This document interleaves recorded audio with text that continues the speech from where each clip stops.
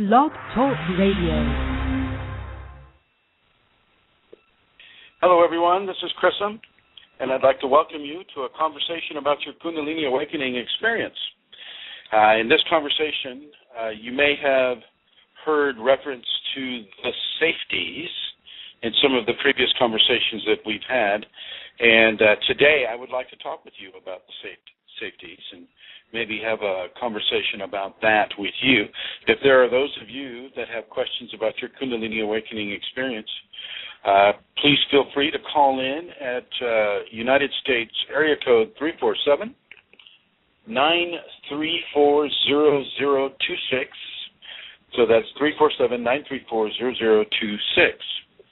I'd like to welcome everybody in the chat room, from Fasti and Eileen and Amelia and all the guests and Brandon. Hello, everyone, and welcome to this broadcast of your Kundalini awakening experience, or at least the subject related to it. First, I would like to say thank you to Amelia Santara and her family in the country of Ireland and the kingdom of Kerry within that country.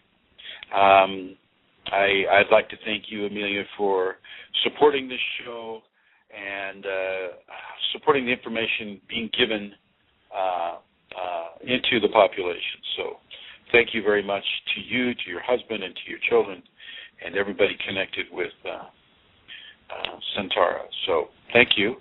I would like to thank Glenn Ola for the design of the website that hopefully a few of you will be accessing during this conversation.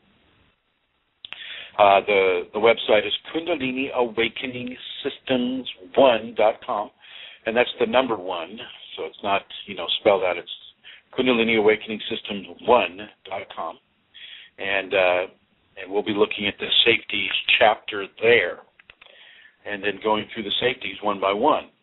I would like to thank Eileen Laurel, who is with us today. Hello, Eileen, and hello, Tim Ashworth. I see you. Nice to see you here.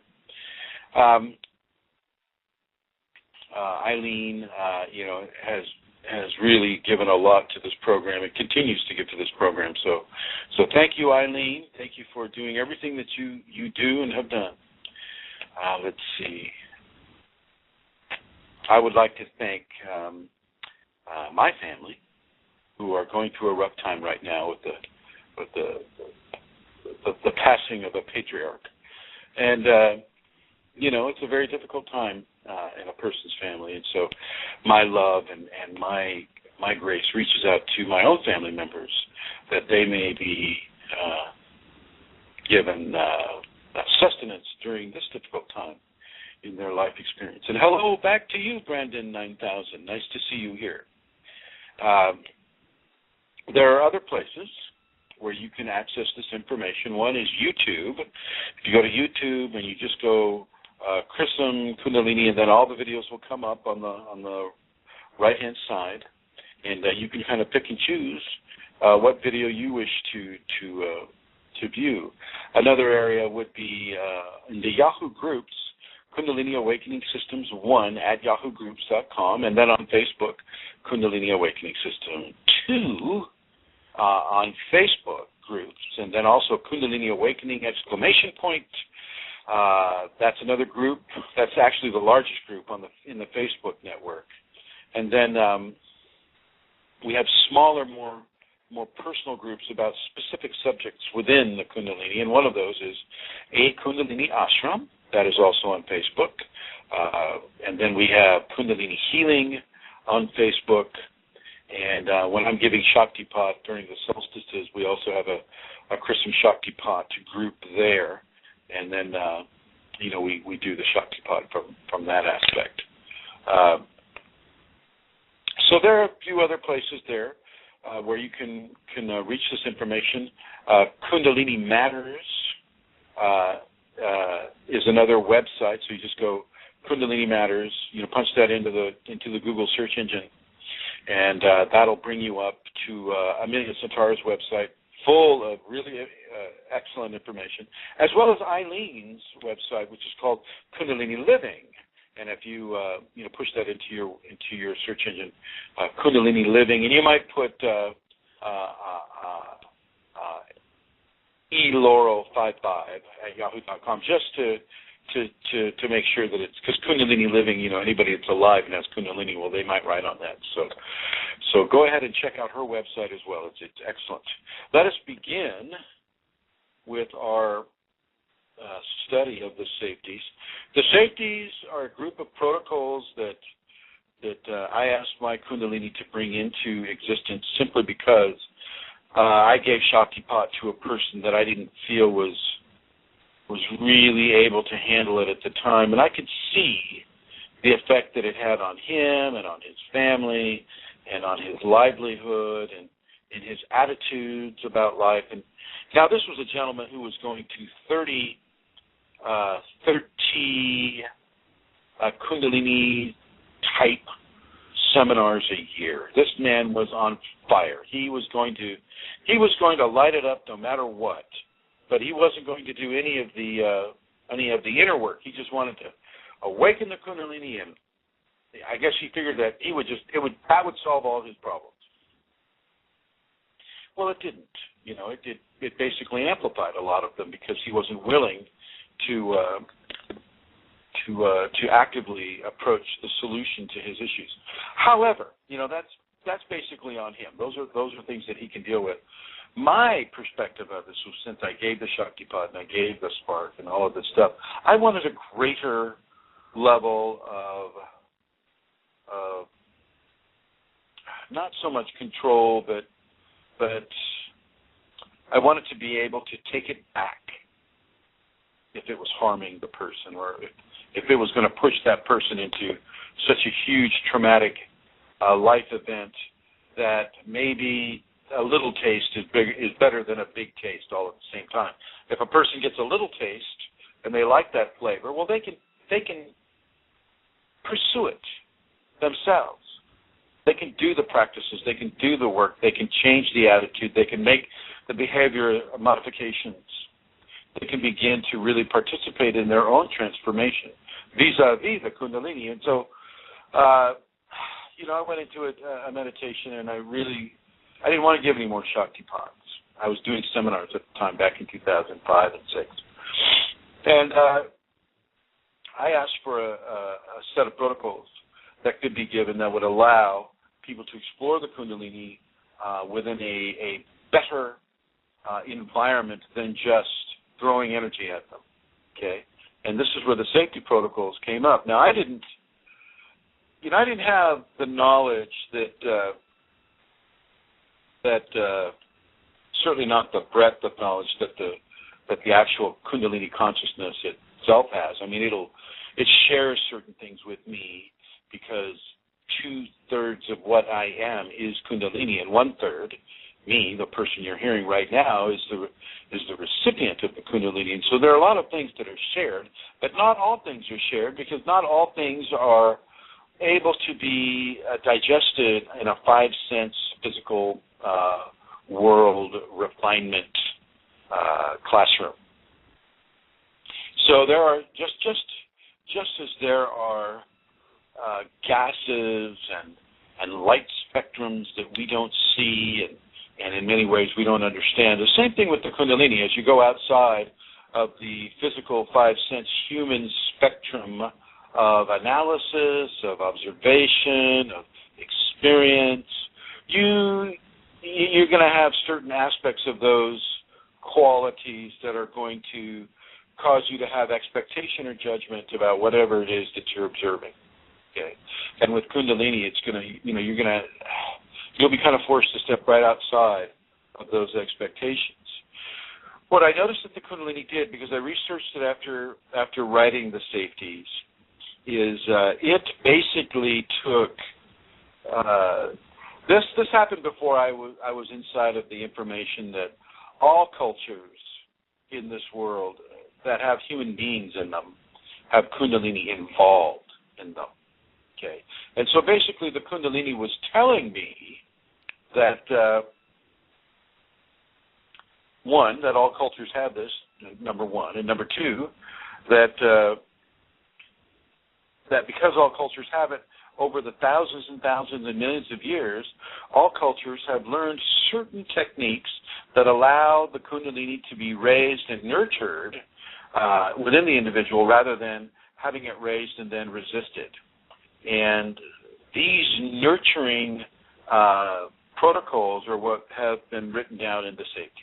And it's taken it, the Kundalini is taking the information from really pretty much around the world, Siberia, China, Western Europe, Africa, India, Australia, United States, Canada, South America. It's taken information from the shamanic and the religious devotional. It's taken information from the ancient Sanskriti and the ancient Egyptian to some of the protocols of ancient France, ancient Britain, Ireland, Scotland. It's taken specific techniques from those areas that allow us to flourish within the Kundalini instead of suffer so hard. Sometimes we must suffer. Absolutely. Sometimes we must suffer. I'm not saying that it's going to take away all suffering. I'm going to say that it's going to make things a lot, shall we say, more engaging, better, more interesting, less fearful. If I'm here to do anything, it's to take a lot of the fear out of the Kundalini. Kundalini syndrome is basically fear being allowed to control the psychology of a Kundalini awakening person. And this is not what I want. Eileen, I see that you are on the chat group there. Eileen, can you write something about the sound quality? Is everybody able to hear me well enough? Can I get some feedback on that? Or maybe somebody can call in at 347-934-0026. And I will put you on the air. And, I've had so many interesting technical challenges with Blog Talk Radio that I want to make sure at every show that things are coming through. And I want to apologize to you who are listening right now and to you who are listening in the archives for some of the other difficult areas of the show. Brandon, thank you. Thank you for that feedback. Brandon 9000 says, I can hear you perfectly clear. Wow, that's great. That's great. Thank you. Thank you for that feedback. And Eileen, I see that you're typing, and let's see. Eileen, I can hear you, but it seems to go soft, then louder. Maybe stay close to the mic, not too close. Well, I'm not going to eat this cell phone mic. All right. If you go to Kundalini Awakening Systems 1, you're going to have to go there. That's KUNDALINIAWA KENINGSYSTEMS, the number 1, and then .com. And so go there, and then the fifth option down on the left-hand side, you'll see a little selector button there called the Safeties, and that'll take you right to where I'm beginning to work right now. Okay, Safeties are really, in many ways, a godsend. I wish I'd have had them when I was starting out with this. Okay, and I'm going to go ahead and begin with this. And if you are in process with Kundalini, or you intend to be in process with the Kundalini, which accounts for some of you. Some of you know that you want to have Kundalini, but you hear so much negativity about it, you hear so much fear about it, that you're quite sensibly going, well, what's the best way to go about this? And so here you are. I will suggest that in my opinion and in my experience, the Safeties are the best option for Kundalini awakening that is being given anywhere. There's two things that's going on with them. It was written by the Kundalini itself through the person that the Kundalini has selected to teach this information. Okay. Everything that I ask people to do within the Safeties, I have done myself as a practice. That has lasted for years. Okay. So this is something that I am fairly understanding of. Thank you, Pastor Jane. Thank you, and Brandon and Eileen.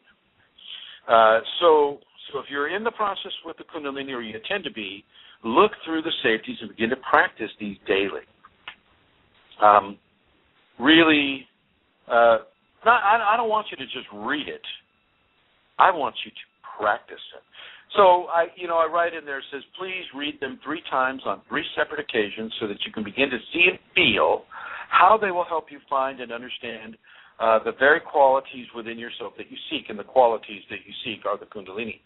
And the reason I have you go 3 times on 3 separate occasions is I want you to be able to take the information 3 separate times. There's a certain sacred mathematics that goes with 3, 6, or 9. So many times in the instructions I give to people, I will ask them to do things 3 times, 9 times, 6 times, things of that nature, or derivations of those numbers. So read them 3 times on 3 separate occasions and see how you feel. And I'm going to suggest that you begin to practice them daily. But with the safeties, I want you to go slow. I don't want you to think that if you practice the safeties 1 time that you have reached the pinnacle of enlightenment, because that is definitely not the case.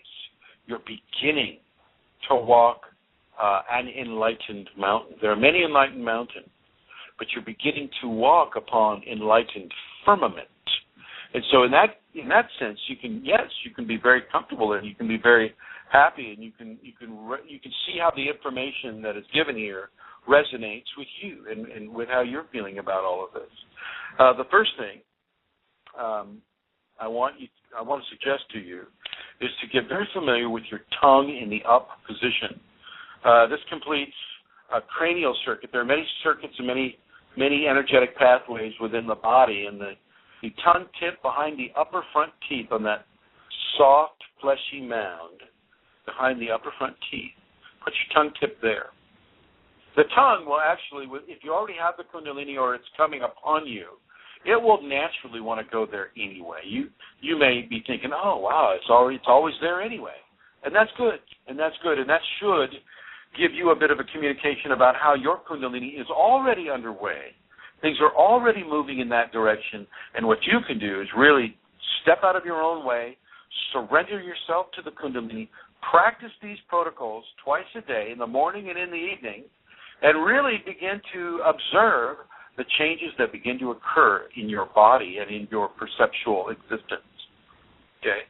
So get that tongue tip up behind the upper front teeth on that soft fleshy mound right there. Now, there are more than just one lingual placement. I've charted 5 lingual placements, but the first one, and the most important one at this point in most people's awakening, is going to be the tongue tip behind the upper front teeth. So close that mouth, and unless you're kissing, eating, talking, sneezing, barfing, laughing, crying, whatever, I want that tongue tip up behind that upper front teeth. It's going to help you quite a bit. And, I've experienced this. You can get a tongue burn. The energy wants to travel. It wants to expand. It wants to spread out. And if you're refusing to put your tongue tip up behind that those upper front teeth, then you're in a way you're inhibiting the flow of the energy, and the energy will respond by burning the tip of your tongue. And it is as if you have put your tongue tip on a frozen ice tray that's been electrocuted. It's that kind of a sensation. And you can you put your tongue tip back up, and the energy flows and everything, and wow, you can sure feel the difference. So in order to avoid the tongue tip burn, I will suggest that you really, focus on putting that tongue up. The next physical position, this would be eyes up. Now look, these positions, these are called locks in the Sanskrit terminology. Locks or bandhas, B-A-N-D-H-A-S. But I'm not going to go so far into the Sanskrit with this, because you know what? None of you are Sanskrit that are listening to this. The Sanskriti people died out, 8,000-9,000 years ago. They left this written information in things like the Rig Veda and some of the other books, and these are where we get a lot of our information about the Kundalini, plus people after the rishis with the The Rig Veda was written by the Sanskriti people, of which the Rishis were a subset of the Sanskriti people. And these Rishis are the ones that wrote the books, and these Rishis are the ones that also knew the most about, it seems, it would appear, knew the most about the Kundalini in that civilization. And so really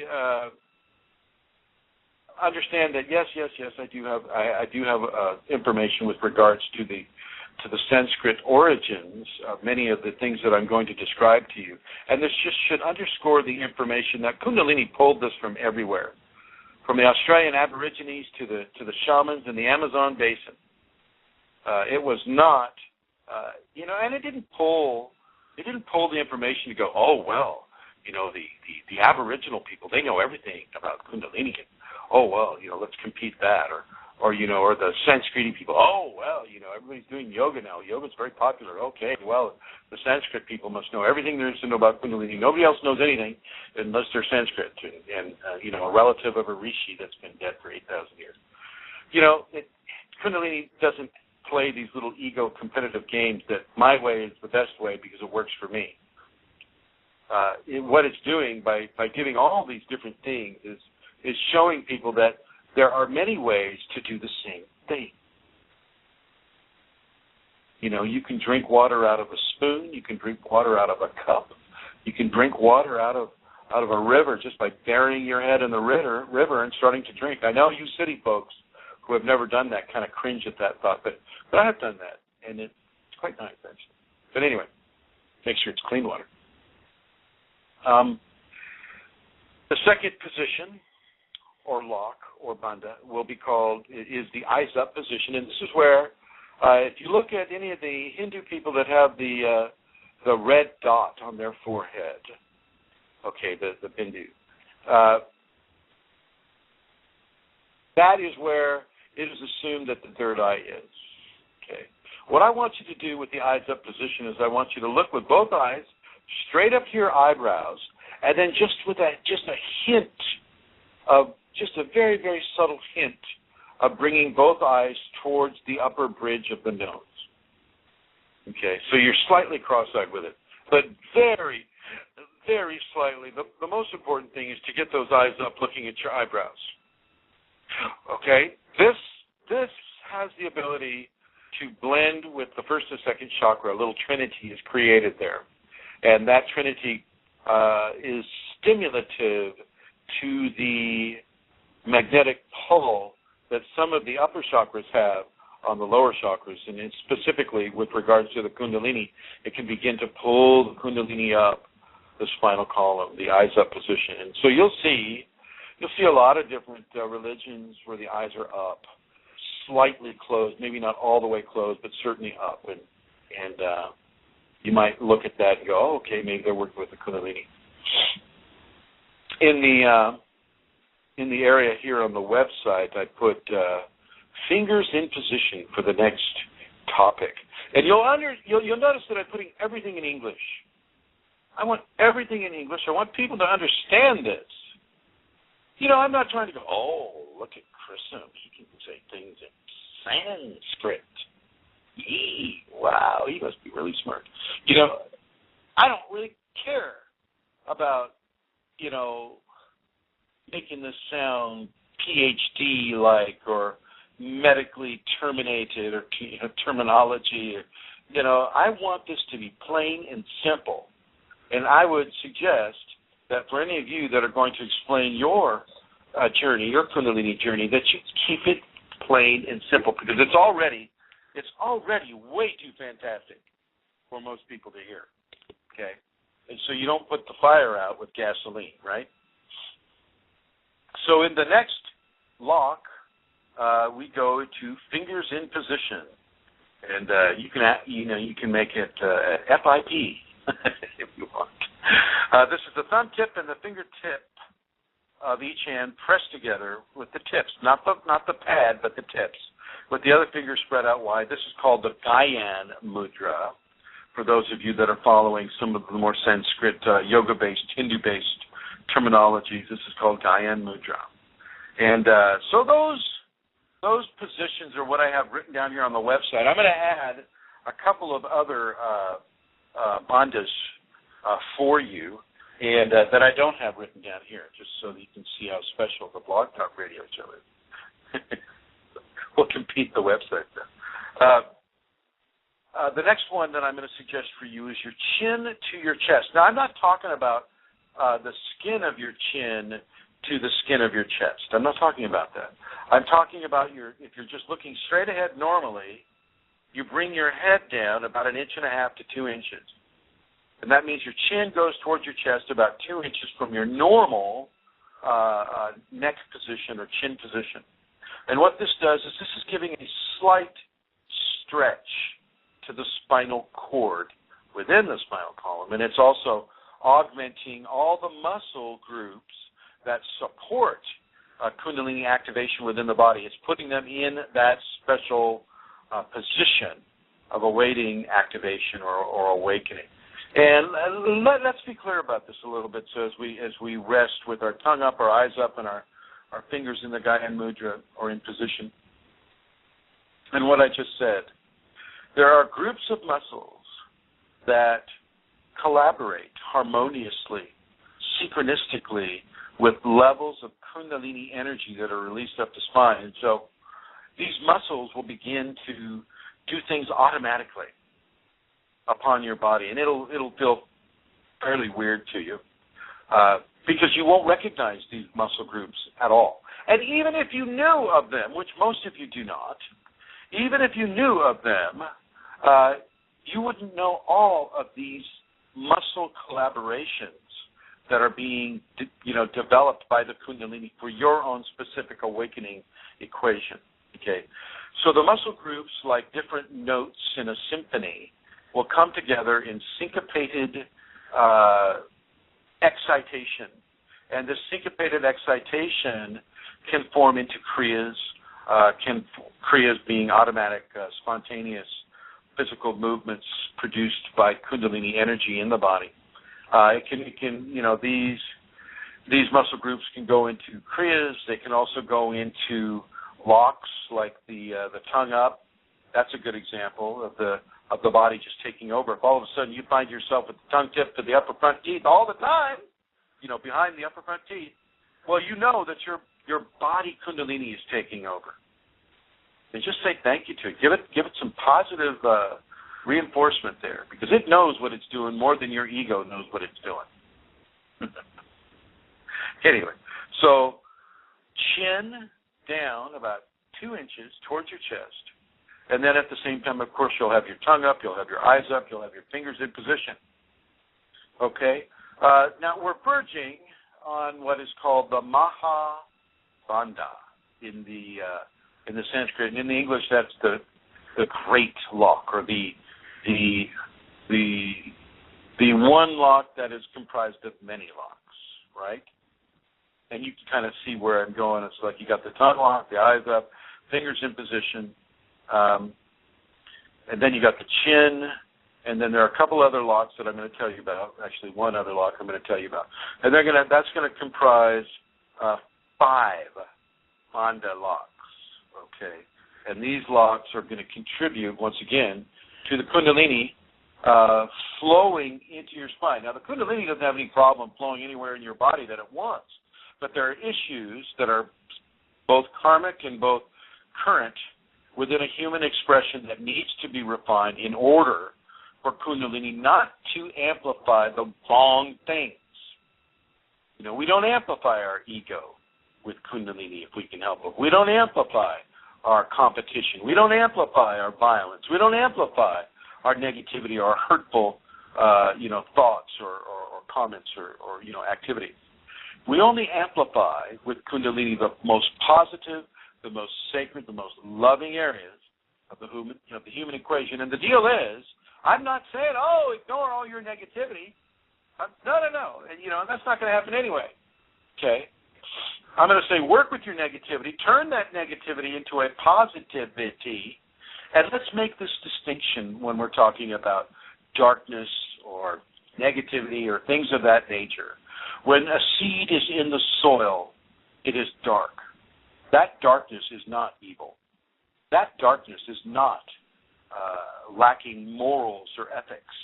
That darkness is the darkness of the womb, and it is a pure, joyful, loving existence and transformation that occurs inside that darkness. So let's not confuse negative ego expressions and fear with darkness, because it isn't. Darkness is beyond like light. Darkness is part of the divine equation here, part of that dual equation of one thing and then its polar opposite. That spectrum is what we're exploring here, and there are many, many, many little individual spectrums, like what I just described, within the human equation. And so these spectrums are going to get lit up by the Kundalini, and then one by one or group by group, you and your Kundalini will begin to balance the energies and the issues and the karma that are represented by these lit up areas. Okay?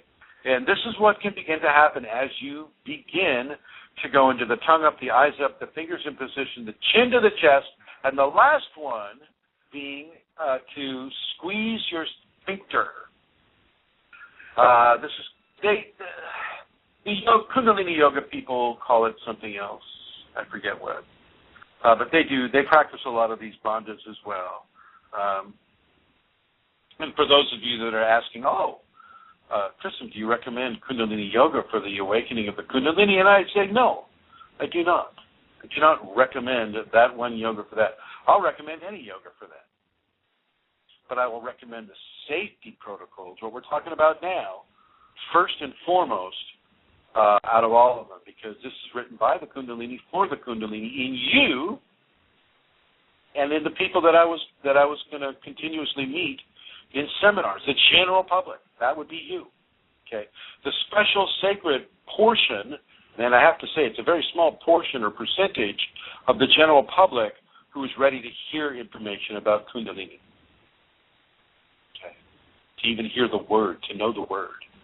Okay, so eyes up, tongue up, fingers in position, chin to your chest, sphincters tightened, and then just breathe normally through your nose, and then tighten all your muscles, and then relax, and then tighten and relax, and then tighten and relax, and then try as best you can to add these locks into your meditation position, both when you're lying in bed at night and then if you're sitting in a chair, like I used to meditate quite a bit, sitting upright in a chair with my rear end scooted to the edge of the chair so that my spine did not necessarily need to conform to the curvature of the chair I was sitting in, but rather to the curvature that the Kundalini was implicating within my spine so that it could go natural.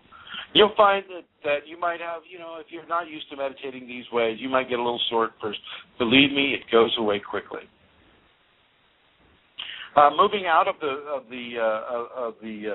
locks or the positions, let's go straight into water. As Kundalini rises, it will stimulate and activate the kidneys and the adrenal glands. The adrenals and the kidneys can become really hot, and it really does. It is that way. It feels hot. Oh, my God, you're sweating. You're sweating in an ice storm. I don't know I used to live in Yosemite. That's kind of burning right now, as a matter of fact. But don't worry about Yosemite. They get fires there all the time. It is a natural part of that deal, that Sierra scenario. Water, you need to stay hydrated because you'll feel so hot.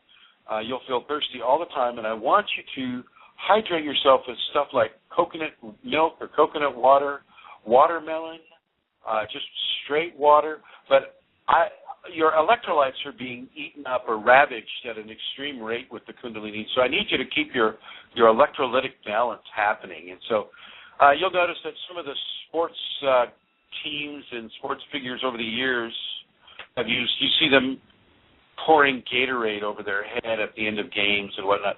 Well, Gatorade is an electrolytic dispenser. It gives you fluidic electrolytes. And if you can't get anything else, then I'm going to suggest have a glass of Gatorade every day. I don't like all the dyes in it. I don't like the artificial sugar. I don't like the wood resins and all the different stupid, silly stuff that they put into it. But I also appreciate what it does for the Kundalini awakened person. Now, if you can get the same thing better, by far better, in coconut milk or watermelon. So go for it. Now, there's another drink out there called vitamin water, which is another electrolytic dispenser, and it's probably better than Gatorade. So you can get these. I travel a lot, right? So I also travel. It's not always flying in a plane. I drive a lot. I like to drive. It's one of my things. I get a lot of meditation done when I'm driving, not eyes closed meditation, mind.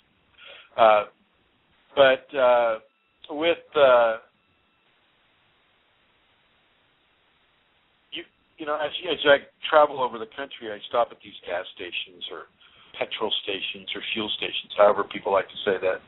And I notice you can get the vitamin water, you can get the Gatorade off the shelf in the United States at these dispensaries, these locations. I didn't see much of that in Britain, although I'm sure in the UK they have electrolytic fluids that can help you, probably really expensive. I noticed everything is really expensive in Britain. Everything. I didn't notice too much of that in Ireland. Maybe Amelia can write in and she can give me a heads up on some of the offerings that a person can have. I don't know how the food is dispensed in the European Union now. I just know that they have an organized thing with it, and if you look for electrolytes in the country that you're in, you should be able to find something that will help you. And the reason why you want these electrolytes is because they help the dissemination of the Kundalini in your body, and they can help defray the heat. They can help turn that heat down a little bit. It can be quite surprising and quite irritating at times, and sometimes you'll get a heat rash from it, which will last 2 or 3 days, and then it'll go away on its own. Don't worry about it. Your body, because of the electrolytes being evaporated and the water being evaporated and the amount of change that the Kundalini is giving into the body, it's very, very, very important to keep yourself hydrated. There's levels of change there that are going on that are hot and heavy. Now, these adrenal glands that are sitting on top of your kidneys, they give out a substance called adrenaline. And the adrenaline is the fight or flee hormone that our first chakra, survival, and second chakra gave us, so that when we're being chased by wolves or a cave lion or a cave bear, well, we could get away, hopefully. And that adrenaline is kind of like that's like rocket fuel for the human, right?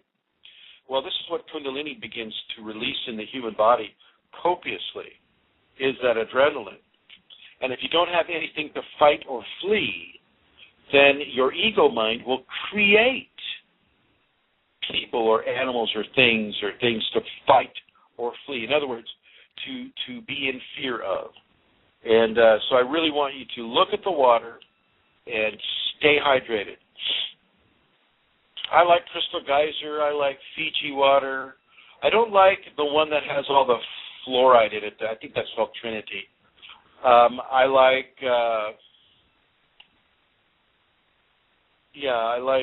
natural water sources, of course, if I can find them. But, be very particular. Let you and your Kundalini choose what or what water source you're going to really enjoy, and then stick with that. Which moves us straight now to programming. And programming means TV, movies, books, music, friends, family, church, internet, water cooler talk, all of that type of thing. And, in our culture, we are seeing and reading and hearing from various sources many negative and fear-evoking forms of entertainment, news, communications, and global developments. This is not so helpful when a person is really activated with the Kundalini. Fear, excessive lust, hateful attitudes can be quite painful and damaging to the new Kundalini energies, and many unfortunate events can be created by the Kundalini exposed to such energies. So no scary movies. By this I mean horror flicks. Now, some of these zombie movies coming out, I will say no. Don't go there with that. But some of you are just going to go anyway, and I want you to make the real distinction that a lot of these zombie movies have a level of comedic relief within them, so utilize those as much as you can. I would say generally stay away from horror movies or movies that cause you to be afraid of a thing or a person, especially those movies that don't have a positive resolution. Okay, so if the movie doesn't have a positive resolution, then I don't want you to listen to it, because would you show that movie to a 2-year-old? And if you haven't had the Kundalini yet, are you not as innocent into the dual universe as a 2-year-old is innocent to the universe that it's born into? Well, yes, you are. You are that innocent, and I'd just as soon not have you become the lead player in a horror movie that's being played over and over and over through your mind, because your ego, is attached to the fear that it provides. So try not to see those types of TV shows or movies or read those types of books. Music that is hurtful to other people or basically suggesting a hateful attitude or a hurtful attitude towards yourself or men or women or kids or the environment. Once again, I will suggest, no, you don't need this. You do not need this. You have moved beyond this music. And then we listen to our friends. Our friends, they form our opinions in many ways in subjects that we don't understand that they might understand, but we listen to them. Well, as a friend, I'm going to say, don't accept the parameters that people who do not have Kundalini, people who do not have Kundalini, advise you to do. They may mean well, they may have read a few books, they may have gone to a few websites, but they don't have it themselves, and they do not know. And they certainly do not know how to help you. You need to go to somebody who has had it or is having it and is continuing to have it. Okay? So watch this programming. Watch what your family says. Oh, my gosh, honey, why is our little child, Chrism, there on the floor moving in all those spastic ways? Is he having a seizure? Well, I don't know, honey. He seems to be having a good time. He's got a smile on his face. He's not saying too much. Do you want to call an ambulance? Okay. This is a fairly common experience that people will have when they're going through their Kundalini equation. Your family will not understand, and it will scare them, and for their love for you and their wish to help you and to assist you, they will call 911, and they will come over with a padded ambulance and a nice, beautiful, crisp, white straitjacket to put you in, and a very nice, bleachy-smelling padded room for you to rest in as they evaluate what kind of really strong tranquilizers they're going to pump into your veins. And so you really need to, if your family can't have this, they can't understand this, then anything they tell you about this is not going to help you with Kundalini. And it may just possibly hurt you. So you don't listen to them and you don't tell them about it, because they don't understand, and what they don't understand, they're going to have fear of. And then they will try to help you because of their fear. And so, they're wonderful, loving people, don't get me wrong, and they're not going out of their way to try to hurt you, unless, of course, they are. So really, really, really don't share this with people in your family who you are sure will not understand. And this goes with your church. Kundalini can feel like it's a separate entity inside your spine. moving your tailbone side to side, up and down, moving your spine, moving your hips, moving your legs, your arms, your neck, your eyes, making you have a voice, like an animal. I mean, it's all different kinds of things that the Kundalini brings a person to and through. And, if you go to your church and say, oh, Reverend, Most High Reverend, very right, whatever, we'll call him Jones, Reverend Jones, yeah, I've been feeling like I have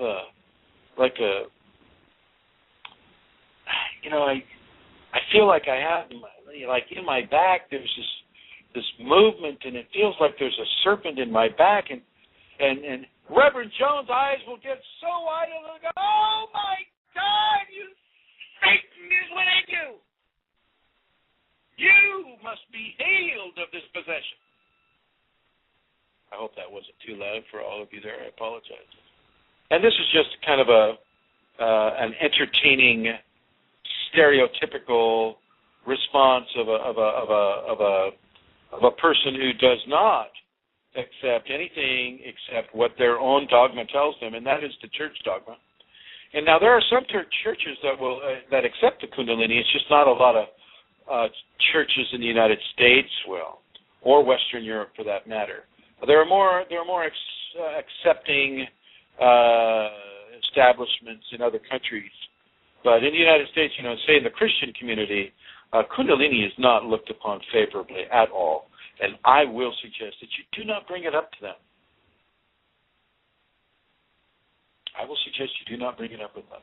When I advertise for a Kundalini seminar, awakening seminar, I have to really research an area, like here in Santa Rosa, where there's a church almost on every corner, and you have people that are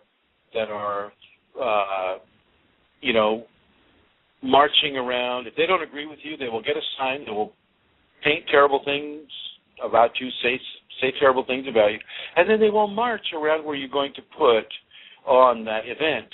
And, so there's a lot of people that are not real happy with how their interpretation of Kundalini works with, say, biblical teachings and whatnot. And I will suggest to those of you that have the Kundalini or searching for the Kundalini that the King James Version, when you read it from a Kundalini viewpoint, is an activation manual for Kundalini. It's just written in a very, very distinct way, and you have to release fixations on expected terminologies and their meanings that were basically interpreted and reinterpreted and interpreted and reinterpreted over the millennia that the King James Version was put together by King James himself. Okay, he was also using interpretations in order to write his version of the Christian Bible. So really watch these programmings. Watch what the television programs you to do. Is it depending upon your programming and what you're watching on TV, are you moving into areas that are just really all about lust? Oh, let's look at that guy swimming on the beach. Oh, let's look at that girl parading herself along the beach. Oh, let's look at every movement of the flesh beneath their fabric and all of this type of thing, right? Oh, let's look at that eye makeup commercial or the deodorant commercial or the tooth whitening commercial or all these types of things. And look at that programming if you have to, and then consciously dismiss it. You don't need to remember. Well, here, let me give you an example. When I was a young child, my mother was a single mother. She had 4 kids, and so she was always working in the daytime, and we had babysitters in the daytime. And of course, what the babysitters would do with us is just plop us down in front of the black and white TV and turn that on, and then do whatever they wanted to do. And so I got a lot of TV early on when I was a kid, and I can still remember programming from my childhood that I saw during those babysitting sessions. Like a phone number. I have this one phone number. It's from a Bennett Ford is a so it goes a Bennett Ford is a better Ford. A Bennett Ford is a better Ford. Call call 555-5555. That's 555-5555. 555-5555. That's 555-5555. And I'll say that to you to illustrate the level of memory that the human being can take in. And do you need to know about Bob Bennett's Ford phone number 50 years later in your life? Really?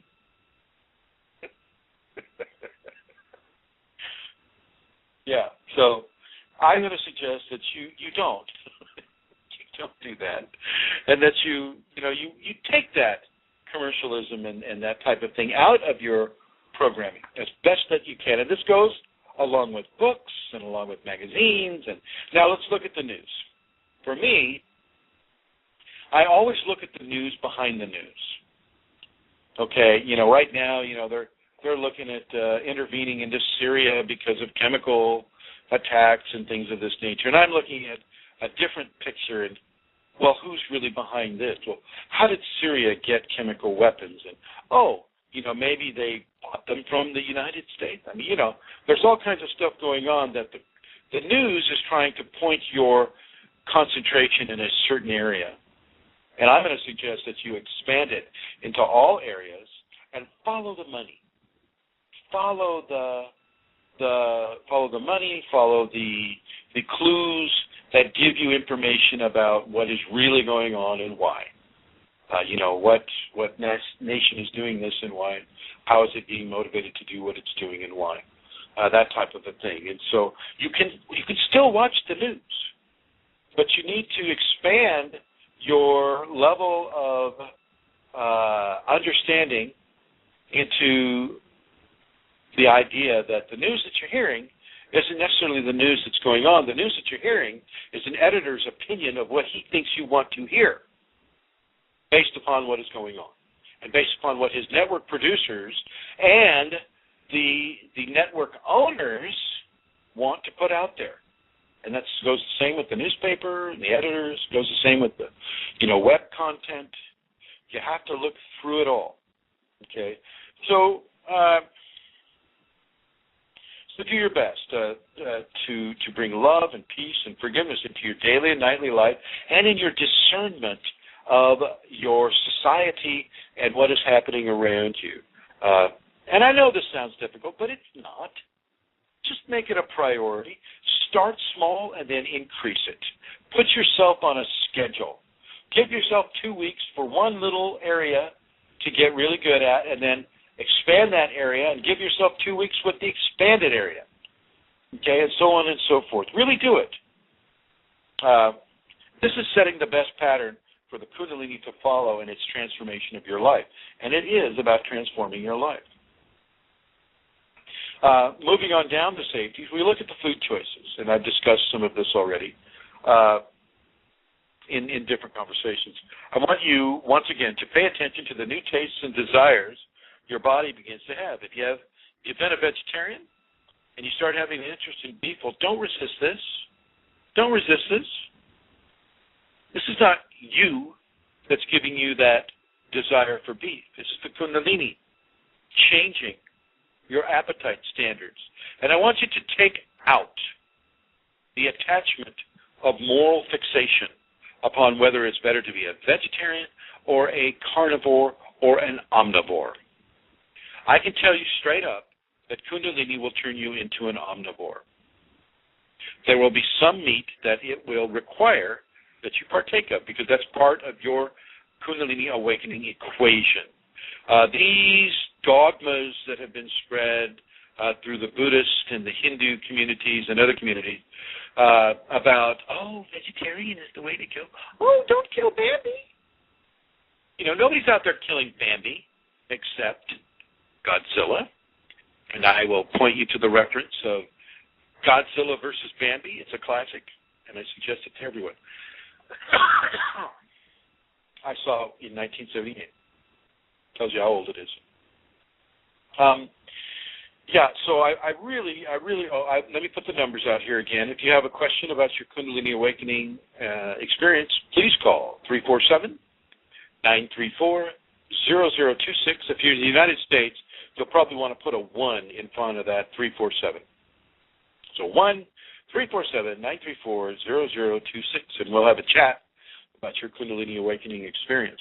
The food choices, once again, are very important. Don't resist it.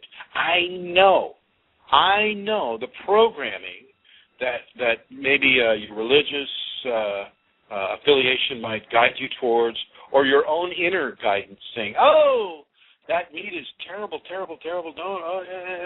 And yet your Kundalini is going, eat that meat. It's very good. It has qualities of proteins, enzymes that you need in your development at this time. Eat it, or I will make you throw up until you do eat it. And I'm not kidding about that, by the way. Kundalini can make you barf for a long, long, long time. It can. If you resist it, it can turn around pretty quick and begin to correct its Kundalini child. Think of a 2-year-old wanting to put their hand on a hot stove and what that 2-year-old's mother would do. Okay? It's the same thing with the Kundalini. She's your mom. She knows that you're a Kundalini child, and some of you are still embryonic in that stage, and some of you are quite along.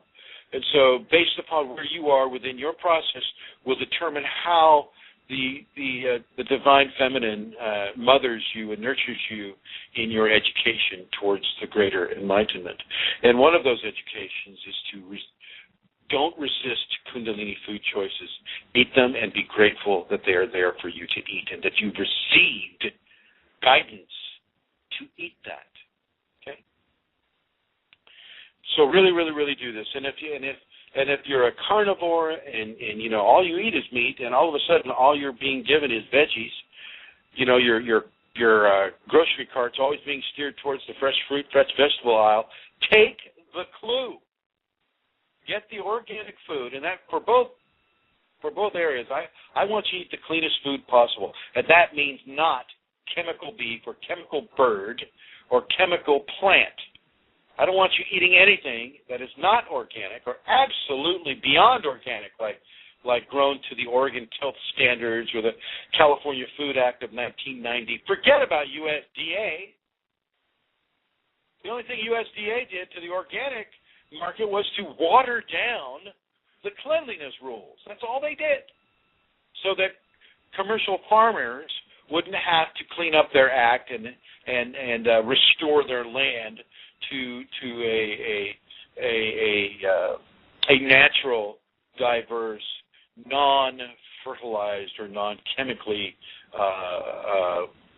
saturated condition. So the USDA, oh please. But California Food Act 1990 or Oregon Tilth Standards, that's TILTH, if you can find it. As I travel across the United States, I'm not seeing a whole lot of avenue for people to buy organic, like Publix Market, Safeway. You know, they'll have this little organic section, but it looks like, you know, a bunch of camels have stomped on it, peed, defecated on it, and then moved on. And they're putting a little sale, organic veggies. They've tried to make it look so bad that anybody in their right mind would look at that and go, oh, gosh, I think I'll go over to the chemical veggies and the chemical fruits and all the pesticides and herbicides that brings into your system. So watch for that grocery store programming. Realize that they will do those things because they've got contracts with those farmers, and those contracts need to be honored. And, you know, if people aren't buying what the grocery store is contracted to that farmer to sell, well, then everybody's going to lose money. We can't have that. And those damn organic hippies, granolas, crunchies, whatever, you know, they're not going to come in here and displace my chemical operation here, Monsanto-generated, or, you know, inorganic, genetically modified, you know, whatever. So I'm going to say really, really clean up your food. Clean up your water, clean up your food. Force yourself. Force yourself. Because your ego is going to resist that. Which moves us into forgiveness. I'm not saying that you should hate chemical farmers. They're only doing what they've been allowed to do, what they've kind of been raised expecting to do. And so it's not them, really. It's the governing bodies that are allowing certain things to happen that really shouldn't happen for the benefit of the inner ecosystem and the outer ecosystem. And the Kundalini would be the inner ecosystem in the way I'm placing it here. I would like to say hello once again to everybody who's listening on the Flash chat. Eileen, Tim, and Fausti, and Brandon, and I believe that one there is Amelia Santara. So hello, everyone, and thank you for joining us in this conversation. Moving onward through the Safeties.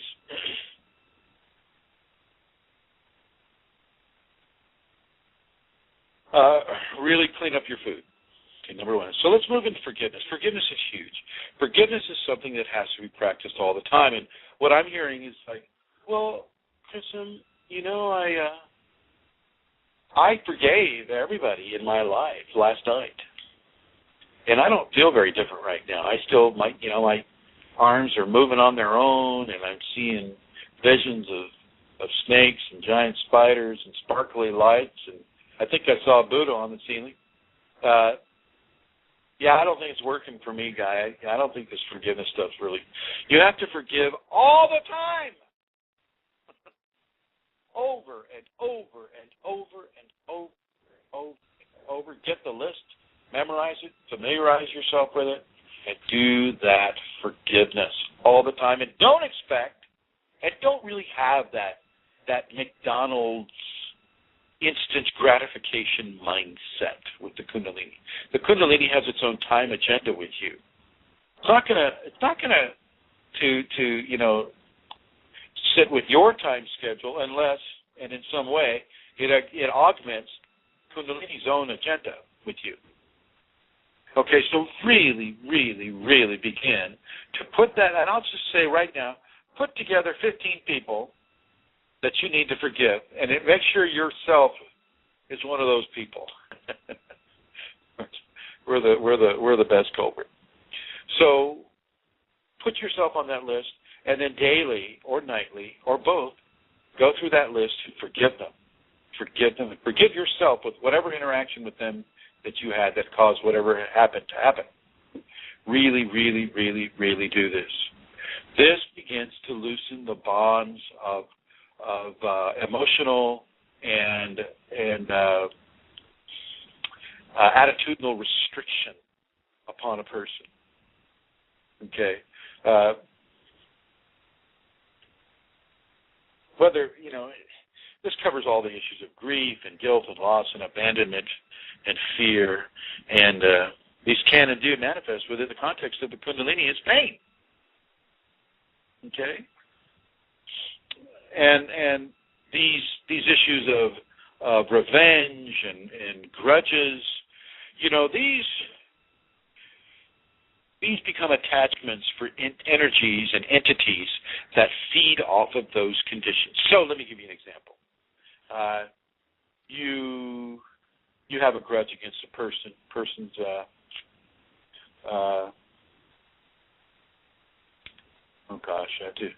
I have to tread carefully here. I can't use a stereotype. We'll go this guy named Chrism. He's a good target. So this guy named Chrism, he comes up to you, and he's a real rude person. And, he says something really mean to you, just for no reason, just maybe to see your reaction. Well, then you have to forgive him in the context that I'm talking about right now. You forgive him, and you don't let anything that he says upset you. You realize that this person is going through his refinement. He, too, is a child of God, and he is going through his refinement at this time, and nothing that he says should you hold against him any more than you would hold those very same words from the mouth of a 2-year-old. You forgive it, let it go. Don't let it have a control on you. When you let it go, it can't control you. When you forgive it, it cannot control you. Okay? So forgive it. And I don't care how many years it's been, or in how many, even the past lives. a person will have been racked with pain and anguish, and there is and has been always a way towards resolution, and this is forgiveness. Forgiveness is one of the most important tools that you could have in your Kundalini Awakening tool chest, and it should be one of the most used tools in that tool chest. Hey, there's Rosemary. Rosemary has joined us. Let me bring her on here. So, Rosemary. Hi there, Master Chrism. Hi. Hey, how are you? I'm good. I would like to join your excitement about forgiveness and to share something about that.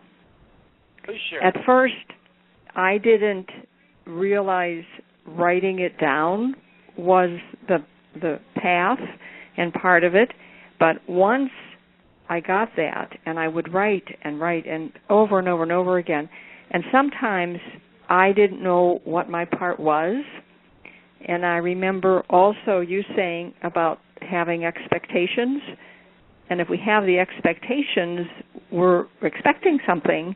And that was what was generating my need to be forgiving of others, because I have these expectations. So when I couldn't think of what my part was in it, I would just say, please forgive me for my expectations. And when I had learned... Excellent choice. Yeah. And when I had learned, this is not, might be what you direct us to, but when I'd be driving, but carefully, or even in the middle of my meditation, I didn't have what I needed there to write or where I wanted it, I have taken to writing in the air. And I will say, Jana, I forgive you for your email. And my writing it in the air with my finger creates the same impact. And sometimes when I'm driving, sometimes I'll... Don't do that. Don't do that while you're driving. Keep your hands on the wheel. Okay. Don't pull the car over.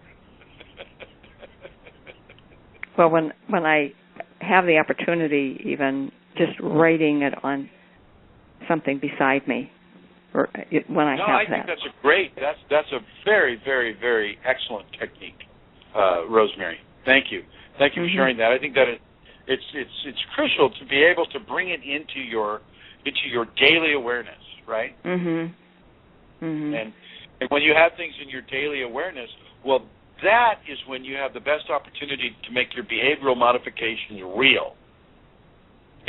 Sitting there at the dinner table going, okay, I forgive Chrism for,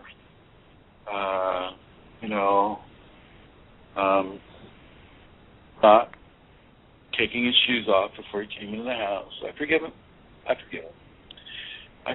And then, as you come to your house and you take your shoes off in the middle of the day before you come into the house, and you remember that I forgive Chrism for not taking his shoes off in the house, well, you can forgive him once again. You can kind of tie your forgiveness to the activity of what it is you're forgiving in another person. You know what I'm saying? I'd not thought of that before. Observed that, at least.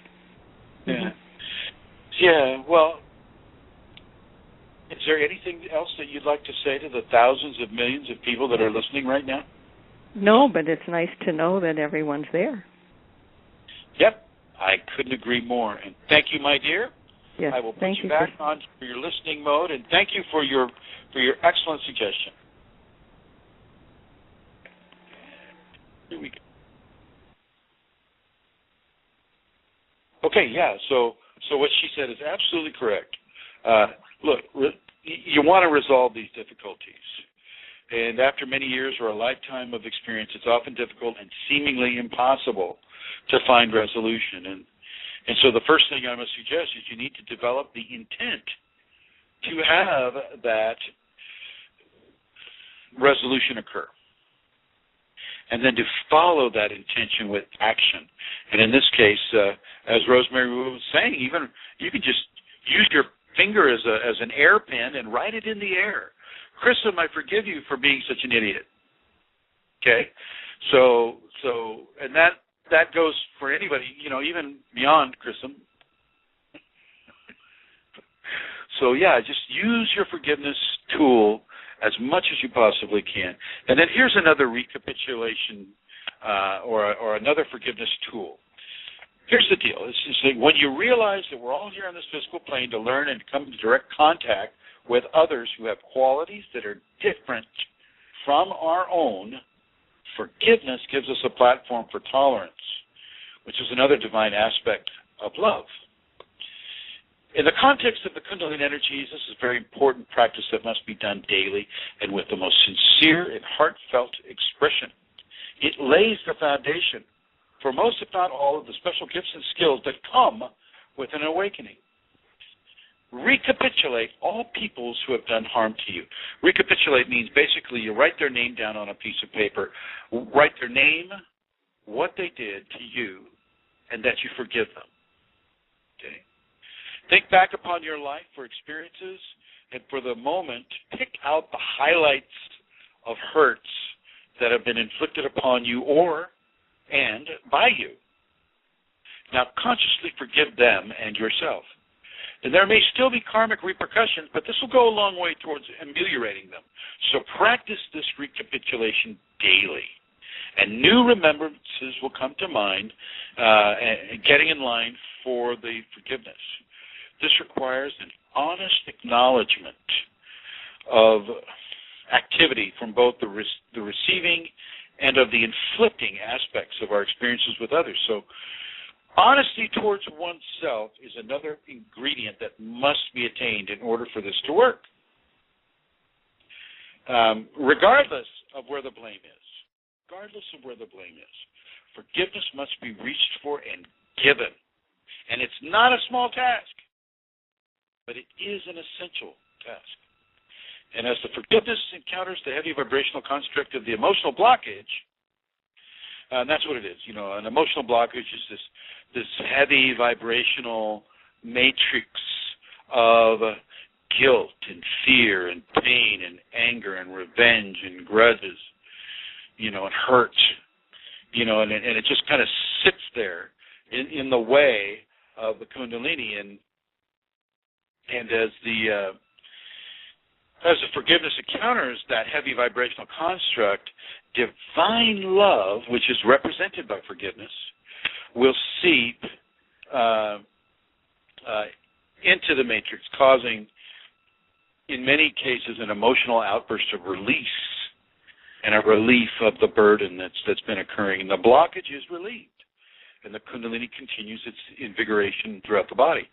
So for optimal results, this must be done daily and constantly throughout your conscious periods. For example, someone cuts you off on the freeway, forgive them as quickly as you can. You know how fast you condemn them, but try to forgive them as fast or as quickly as you condemn them. Do this immediately, and it will begin to smooth your condemnations to the point where you'll be happy to let them in and wish them well upon their way. There is far more positivity in this world if we only choose to express it. As I was saying earlier at the beginning of the show about the whole darkness thing, the seed is not evil. The darkness that envelops the seed is not evil. The only thing that's evil is the person's ego. And the only thing that can really do the evil, malevolent things that the prisons are full of people doing is the ego. And if you allow the ego to run rampant through your Kundalini experience, you just may end up in that prison too. Okay, ego attracts entities that feed off the fruits of ego: fear, competitiveness, lack of self-worth, over self-worth. I mean, all the real negatives of the hurtful human condition. That's where the evil is. The evil is in the hearts of humanity. It isn't in the dirt or the soil. So it isn't in every dark place. Okay? The coloration of a thing does not denote its ethical value. The coloration of a certain person, animal, thing does not denote the ethical aspects of that person or creation. Lack of light does not indicate evil. Abundance of light does not indicate love. You have to choose love. You have to choose how you wish to express. That's part of the human evolution process. You choose. You get to choose how you want to be. And you also get to choose to receive the fruits of your choices. So if you want to be a murderer, well, then you're going to receive the fruits of that choice. If you want to be a millionaire, then you're going to receive the fruits of that choice and the decisions that you make in order to become those things. Okay? Positivity is the choice that I'm going to suggest you make. Positive, love-based, forgiving, tolerant, honest, truthful, loving, happy, joyful. These are the areas that I want you to pursue. Believe me, you can have as much endorphin excitation from these areas as you can from going to a horror flick. Even more so. Okay. Watching people do bad things to other people is another one of those programming scenarios that I'll suggest that you resist. Okay. And, this being said, and I go to the movies, and I've been in the movies. I know what it's like to be on a movie set. I know what they're doing. And so when I see the movie, I kind of don't, part of me separates and goes, oh, okay, that's a Warner Brothers haircut there. That guy, he stepped on his T-focus line. That camera's doing a slow pullback. They obviously edited in, a special effect here and there. And so, when I look at it, those are the things that I enjoy doing. And so I don't really get caught up in the negativity that is being advertised through the specific activity in the movie. Okay. So the scenario is I don't want you to even watch the movie if you can't look beyond what the movie is telling you.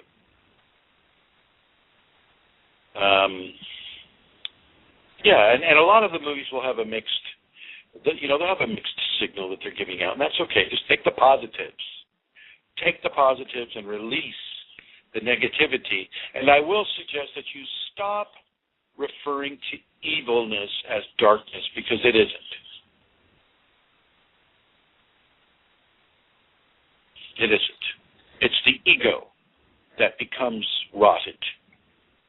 And in that rotten expression is where evil is allowed to flourish, which moves us right into inner joy. So, when you experience a situation in which you find yourself in very unfamiliar territory, the first impulse is to go into fear. And I want you to begin to cultivate a memory of when you have been joyous. I don't care what it was. Well, I do care what it was. It needs to be something that was positive, joyful, positivity. Your first child is born, or your spouse to be agreed to marry you, or whatever brought you some really wonderful, beautiful, joyful experiences. I want you to remember that. I want you to remember winning a jackpot at the casino. I want you to remember buying your spouse a new car and the beautiful expression of surprise and joy on their face. I want you to remember your most positive Christmas experience, or Ramadan experience, or any kind of an experience that allows you to celebrate your life and what's happening to you in your life. I really want you to begin to open to the joy that is there within you. I really want you to do that. I'm going to strongly suggest that, because this is the pathway to bliss. Bliss will occur anyway, but when you back it up with this kind of support and lack of a resistance, it becomes very strong and very beautiful, very powerful. I'll have you know that I'm only touching on these because I'm running out of time. Inner joy is what you think of when you begin to fear about anything. You think of that joy, because fear, unless you're running from that grizzly or whatever, then fear is just not going to help you very much. As a matter of fact, it may hurt you so much that you maybe become the recipient of whatever fear-evoking situation is plaguing you at the time. So really begin to remember your joy and internalize it. There's plenty of mansions in your heart right now that were built by joyful encounters and joyful experiences, and I want you to really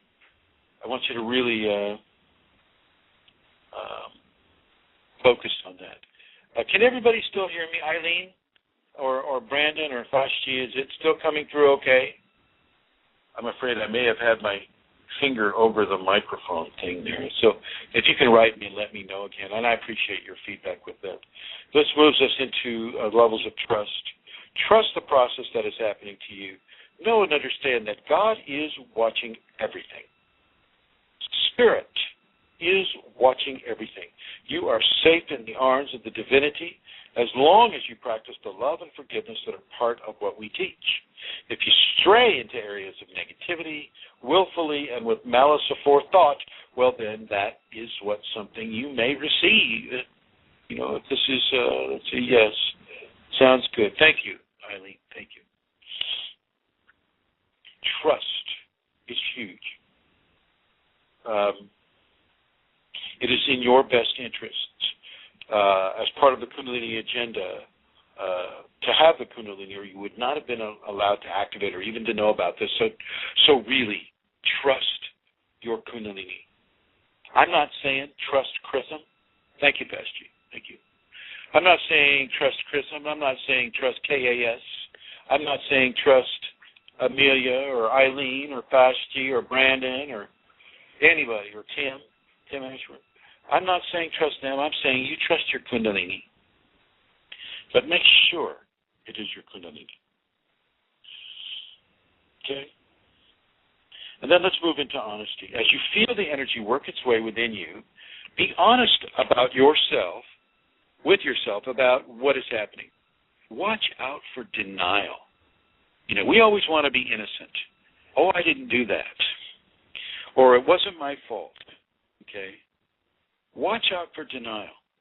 If you start falling into denial, you can miss information that Kundalini is trying to impart to you. So be aware of how you are honestly feeling. Watch yourself closely and without becoming too obsessed over it. When you feel sensations of a presence or an object traveling inside your spine, do not chalk it up to, a sore back or that last tennis match or the tight clothing or the yoga class or, whatever. Unless, of course, it is from that. But be clear and honest and see if it fits the descriptions of what you have learned here about what Kundalini does and what it is and how it affects the body. Which brings us into love and to actively love what is happening.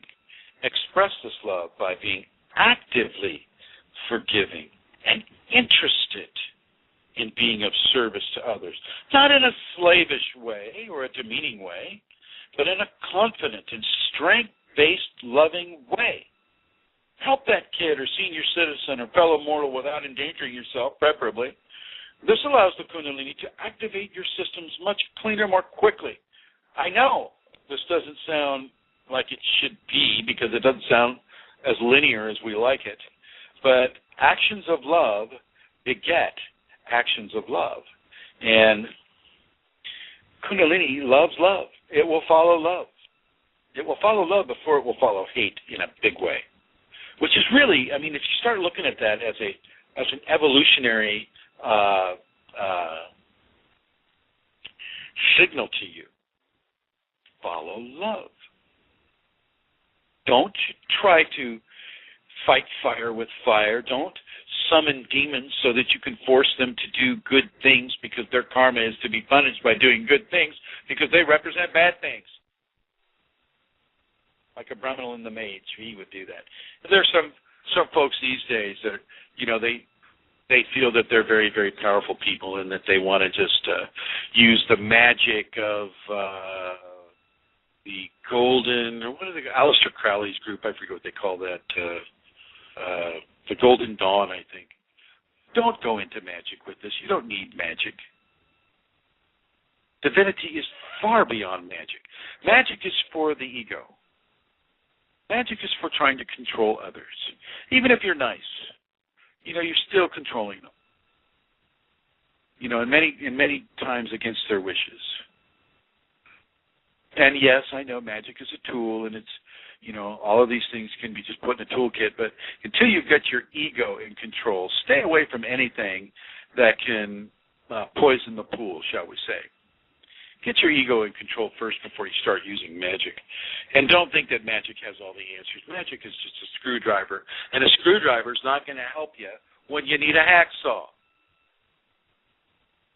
Okay? Just to put it in, a toolman perspective. As you feel the energy working its way within you, be honest with yourself about what is happening. Watch out for your denial. Okay? When you feel sensations or a presence of an object moving inside your spine, don't chalk it up to a sore back or any of that. Be clear and honest and see if it fits the descriptions of what you've learned here. Okay? And then begin to actively love what is happening. Express this act of love by being actively forgiving and tolerant and interested in being of service to others, not in, as I said, not as in a slavish way, but in a confident and strength-based, loving way. You change that frequency. Okay, you turn it around. Helping others is a sign of strength. It's not a sign of weakness. Love causes the energy to move rapidly, and as you practice this quality, you will find the negativity just doesn't seem to come your way as much, and then almost never. And this is what I was referring to. Service to others or for others, an essential practice. It is an essential practice for the Kundalini of this lineage. This lineage is what I'm teaching. Others who have activated without these teachings have and are suffering terribly, and my heart goes out to them, but they will learn, in their good or their bad time, they will learn that what you are learning right now, that this is one of the best safeties you can practice, because as I mentioned before, you are being observed, really. And those who are observing will not allow you, who are now part of their lineage, to be harmed for the practice of love. Karma is a different story. If you have to be harmed to balance a karma, well, then that will occur as well. Just a moment. There we are. Okay, so practice love. Actively practice love. Okay. As you practice, communications and assurances from your Kundalini will be given by the Kundalini to help you on your path, even if it's given to you from a person like me. You have to remember, for those of you that have the Kundalini, Vashti, Eileen, Amelia, Rosemary, these people that I know for a fact have the Kundalini. Tim, I'm going to include you in that. It's there with you all the time. It doesn't come and go. The symptoms may come and go, but the Kundalini itself is always there. It's always there, okay? It is omnipresent, and you need to understand that. You need to understand that it is omnipresent. And everything you do is influenced by it, including listening to this radio show. What pulled you to listen to Kundalini Awakening Systems? What pulled you to hear this blog talk 2-hour radio thing? Didn't you have better things you could have done with your time?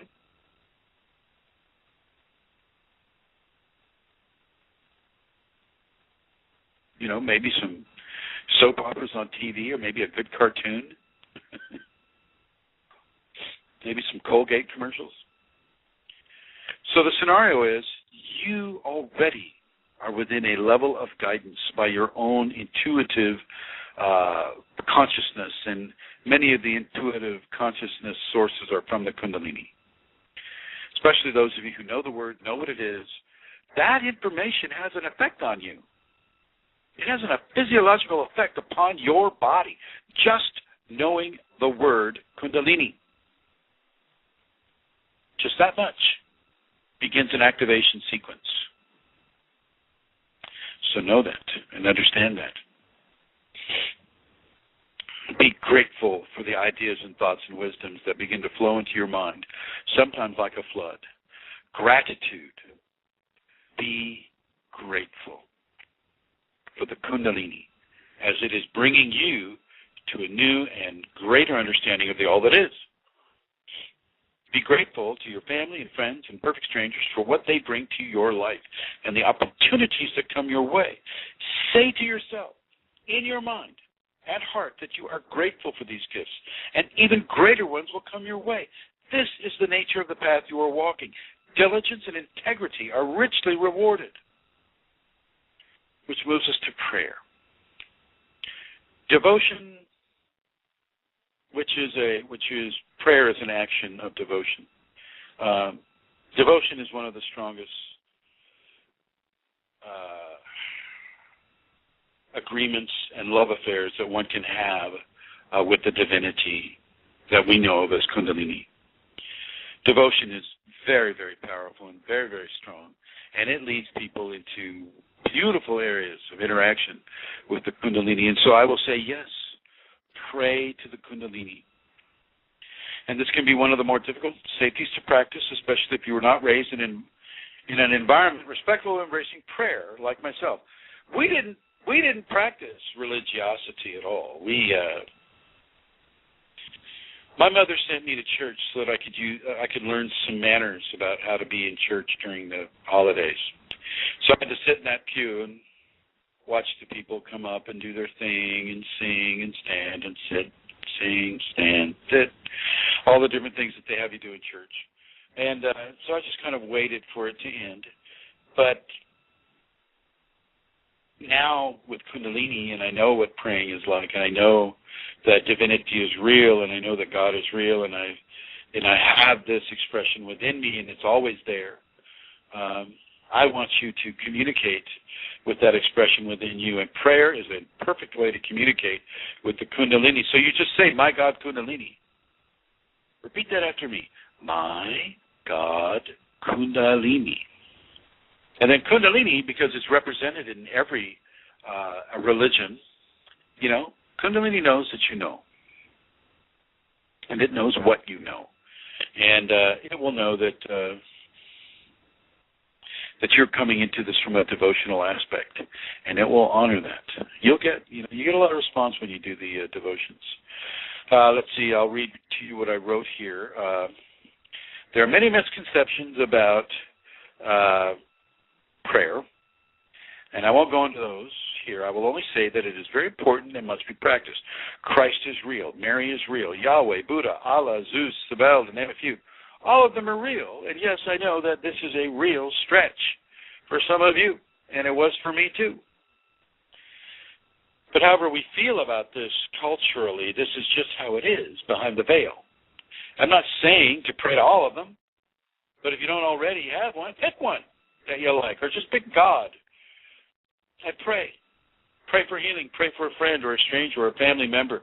Pray for yourself. Pray for the Kundalini to take you where it is you want to go or to become what it is you want to become. This can be very, very, very helpful. Do not disregard this because you're unaccustomed to it. Stretch yourself and make this a part of your practice. I'm going to open the phone lines. If anybody would like to call, put a 1 in front of 347-934-0026. That's 1-347-934-0026. This takes us to movement. I would suggest you do dance, or you do Tai Chi, or yoga, or the 5 Tibetans, or any of the things that actually get you out there and move. It's very, very important that you move. Okay? These activities the ones that I just mentioned, dance, Tai Chi, 5 Tibetans, yoga, these nurture the Kundalini in your body, filling the cells and stretching the muscle. So I'm going to suggest you actively practice hands-on healing. Heal that mouse. I used to heal black widows before they told me they didn't want me to heal them. That was when I was a kid. Play or walk, but do not sit and be a couch potato. This can lead to a stagnant energy response, and you don't want that, trust me, because it's very painful. Stagnant energy can be, I'm not going to get into it, but it can hurt. So this moves us into, we just finished our movement, which is, we'll say, as soon as you finish doing your movement, like, say, the 5 Tibetans, you get to, you can add the compression prayer alternate nostril breathing technique. If you get too hot, then you can do the single nostril breathing. If you get too hot, then plug your right nostril and inhale gently through your left nostril, and that should cool you down. And then alternatively, if you're too cold, plug your left nostril, breathe in gently through your right nostril, and that should heat you up. Okay? Those are basically using the solar and the lunar channels to accentuate body temperature. And it looks like, we have versions of the Safeties in Spanish, Turkish, Korean, and a French version of the Safeties. And I'd like to thank Magali for the French version. I'd like to thank Bradley for the Korean version. I'd like to thank Ali for the Turkish version. And I would like to thank Emma for the Spanish version, and any of the other versions that are going to be corrected or written by those international folks out there listening. I would like to thank you in advance. I will do another show on the 5 Tibetans just so that we can do that separately, because there's certain combinations that I like to do with the 5 Tibetans that I won't have time to get into here. However, I will open up the phone lines once again, put a 1 in front of 347-934-0026. And as we move into, I'm going to skip the 5 Tibetans, but here's the practice. Every day or night or both, you do this practice. You start with the 5 Tibetans, and if you haven't done the 5 Tibetans before, you start slow with no more than 6 repetitions for each Tibetan.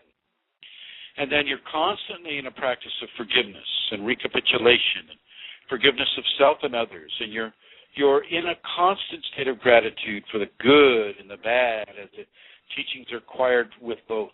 You're surrendering completely to the energy with love and joy and desire to be at one with the Kundalini as it is revealed to you. You say your prayers to the Shakti, or you pray to the Kundalini. And then, of course, we have the compression prayer and alternate nostril breathing, which I will take up with you when we do the 5 Tibetans program. And then meditate. I want you to meditate, and I will take that up in the next program as well. And so the next show will be the Safeties Part 2, and I may add a few more things that I wanted to add that I haven't been able to add to this, like grounding. I want you to know how important grounding is to the Safeties.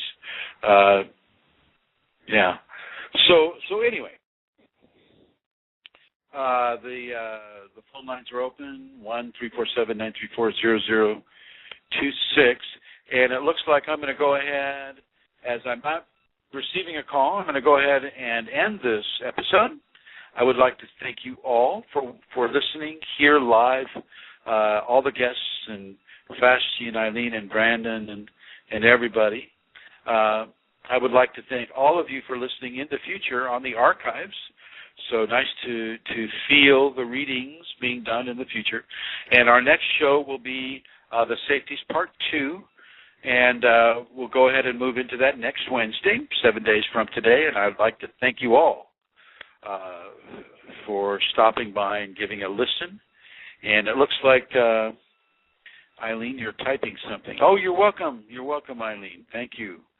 Thank you for your kindness. And everyone, thank you for your kindness and listening. Bye-bye. Of those expectations. What I noticed that the Kundalini did, because I researched it after writing the Safeties, is it basically took this happened before I was inside of the information that all cultures in this world that have human beings in them have Kundalini involved in them. Okay, and so basically the Kundalini was telling me that one, that all cultures have this, number one, and number two, that because all cultures have it, over the thousands and thousands and millions of years, all cultures have learned certain techniques that allow the Kundalini to be raised and nurtured within the individual rather than having it raised and then resisted. And these nurturing protocols are what have been written down in the Safeties. And it's taken it, the Kundalini's taken the information from really pretty much around the world, Siberia, China, Western Europe, Africa, India, Australia, United States, Canada, South America. It's taken information from the shamanic and the religious devotional. It's taken information from the ancient Sanskrit and ancient Egyptian to some of the protocols of ancient France, ancient Britain, Ireland, Scotland.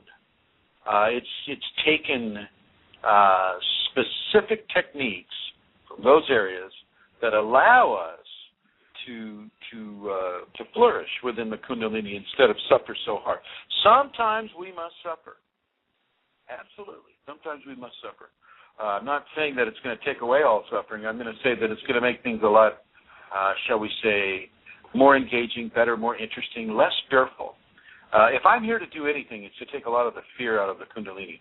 Kundalini syndrome is basically fear being allowed to control the psychology of a Kundalini awakening person. And this is not what I want. Eileen, I see that you are on the chat group there. Eileen, can you write something about the sound quality? Is everybody able to hear me well enough? Can I get some feedback on that? Or maybe somebody can call in at 347-934-0026. And I will put you on the air. And, you know, I've had so many interesting technical challenges with Blog Talk Radio that I want to make sure at every show that things are coming through. And I want to apologize to you who are listening right now and to you who are listening in the archives for some of the other difficult areas of the show. Brandon, thank you. Thank you for that feedback. Brandon 9000 says, I can hear you perfectly clear. Wow, that's great. That's great. Thank you. Thank you for that feedback. And Eileen, I see that you're typing, and let's see. Eileen, I can hear you, but it seems to go soft, then louder. Maybe stay close to the mic, not too close. Yeah, well, I'm not going to eat this cell phone mic. All right. If you go to Kundalini Awakening Systems 1, you're going to have to go there. That's KUNDALIANIAWAKEningsystems, 1, and then .com. And so go there, and then the fifth option down on the left-hand side, you'll see a little selector button there called the Safeties. And that'll take you right to where I'm beginning to work right now. Okay, Safeties are really in many ways a godsend. I wish I'd have had them when I was starting out with this. Okay, and I'm going to go ahead and begin with this. And if you are in process with Kundalini, or you intend to be in process with the Kundalini, which accounts for some of you. Some of you know that you want to have Kundalini, but you hear so much negativity about it, you hear so much fear about it, that you're quite sensibly going, well, what's the best way to go about this? And so here you are. I will suggest that in my opinion and in my experience, the Safeties are the best option for Kundalini awakening that is being given anywhere. There's two things that's going on with them. It was written by the Kundalini itself through the person that the Kundalini has selected to teach this information. Okay?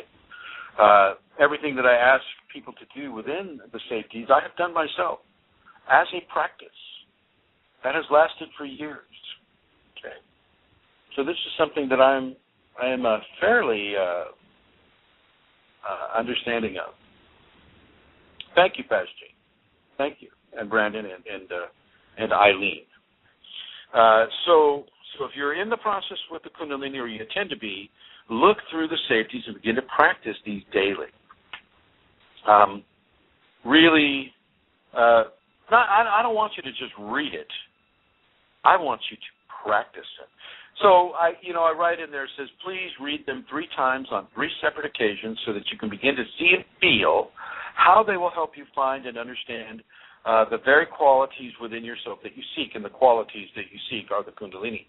And the reason I have you go 3 times on 3 separate occasions is I want you to be able to take the information 3 separate times. There's a certain sacred mathematics that goes with 3, 6, or 9. So many times in the instructions I give to people, I will ask them to do things 3 times, 9 times, 6 times, things of that nature, or derivations of those numbers. So read them 3 times on 3 separate occasions and see how you feel. And I'm going to suggest that you begin to practice them daily. But with the Safeties, I want you to go slow. I don't want you to think that if you practice the Safeties 1 time that you have reached the pinnacle of enlightenment, because that is definitely not the case. You're beginning to walk an enlightened mountain. There are many enlightened mountains, but you're beginning to walk upon enlightened firmament. And so in that sense, you can be very comfortable, and you can be very happy, and you can see how the information that is given here resonates with you and with how you're feeling about all of this. The first thing I want to suggest to you is to get very familiar with your tongue in the up position. This completes a cranial circuit. There are many circuits and many energetic pathways within the body, and the tongue tip behind the upper front teeth on that soft, fleshy mound behind the upper front teeth. Put your tongue tip there. The tongue will actually, if you already have the Kundalini or it's coming upon you, it will naturally want to go there anyway. You may be thinking, oh, wow, it's always there anyway. And that's good, and that should give you a bit of a communication about how your Kundalini is already underway.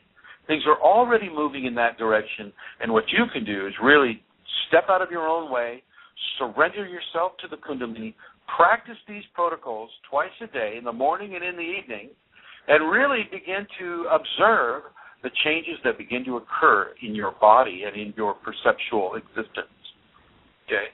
So get that tongue tip up behind the upper front teeth on that soft fleshy mound right there. Now, there are more than just one lingual placement. I've charted 5 lingual placements, but the first one, and the most important one at this point in most people's awakening, is going to be the tongue tip behind the upper front teeth. So close that mouth, and unless you're kissing, eating, talking, sneezing, barfing, laughing, crying, whatever, I want that tongue tip up behind that upper front teeth. It's going to help you quite a bit. And, and I've experienced this. You can get a tongue burn. The energy wants to travel. It wants to expand. It wants to spread out. And if you're refusing to put your tongue tip up behind that those upper front teeth, then you're in a way you're inhibiting the flow of the energy, and the energy will respond by burning the tip of your tongue. And it is as if you have put your tongue tip on a frozen ice tray that's been electrocuted. It's that kind of a sensation. And you can get you put your tongue tip back up, and the energy flows and everything, and wow, you can sure feel the difference. So in order to avoid the tongue tip burn, I will suggest that you really, focus on putting that tongue up. The next physical position, this would be eyes up. Now look, these positions, these are called blocks. in the Sanskrit terminology. Locks are bandhas, B-A-N-D-H-A-S. But I'm not going to go so far into the Sanskrit with this because you know what? None of you are Sanskrit that are listening to this. The Sanskriti people died out, 9,000 years ago. They left this written information in things like the Rig Veda and some of the other books, and these are where we get a lot of our information about the Kundalini, plus people after the rishis. The Rig Veda was written by the Sanskriti people, of which the rishis were a subset of the Sanskriti people. And these rishis are the ones that wrote the books, and these rishis are the ones that also knew the most about, it seems, it would appear, knew the most about the Kundalini in that civilization. And so really understand that yes, I do have information with regards to the Sanskrit origins of many of the things that I'm going to describe to you. And this just should underscore the information that Kundalini pulled this from everywhere, from the Australian Aborigines to the shamans in the Amazon basin. It was not, and it didn't pull the information to go, oh well, the Aboriginal people, they know everything about Kundalini. Oh well, let's compete that, or the Sanskriti people, oh, well, everybody's doing yoga now. Yoga's very popular. Okay, well, the Sanskrit people must know everything there is to know about Kundalini. Nobody else knows anything unless they're Sanskrit and a relative of a rishi that's been dead for 8,000 years. Kundalini doesn't play these little ego competitive games that my way is the best way because it works for me. What it's doing by giving all these different things is showing people that there are many ways to do the same thing. You can drink water out of a spoon. You can drink water out of a cup. You can drink water out of a river just by burying your head in the river and starting to drink. I know you city folks who have never done that kind of cringe at that thought, but I have done that, and it's quite nice, actually. But anyway, make sure it's clean water. The second position, or lock, or bandha, is the eyes up position. And this is where, if you look at any of the Hindu people that have the red dot on their forehead, okay, the bindu, that is where it is assumed that the third eye is. Okay. What I want you to do with the eyes up position is I want you to look with both eyes straight up to your eyebrows, and then just a hint of, just a very, very subtle hint of bringing both eyes towards the upper bridge of the nose. Okay, so you're slightly cross-eyed with it, but very, very slightly. The most important thing is to get those eyes up looking at your eyebrows. Okay, this has the ability to blend with the first and second chakra. A little trinity is created there, and that trinity is stimulative to the magnetic pull that some of the upper chakras have on the lower chakras, and specifically with regards to the Kundalini, it can begin to pull the Kundalini up the spinal column, the eyes up position. And so you'll see a lot of different religions where the eyes are up, slightly closed, maybe not all the way closed, but certainly up, and you might look at that and go, oh, okay, maybe they're working with the Kundalini. In the area here on the website, I put fingers in position for the next topic. And you'll notice that I'm putting everything in English.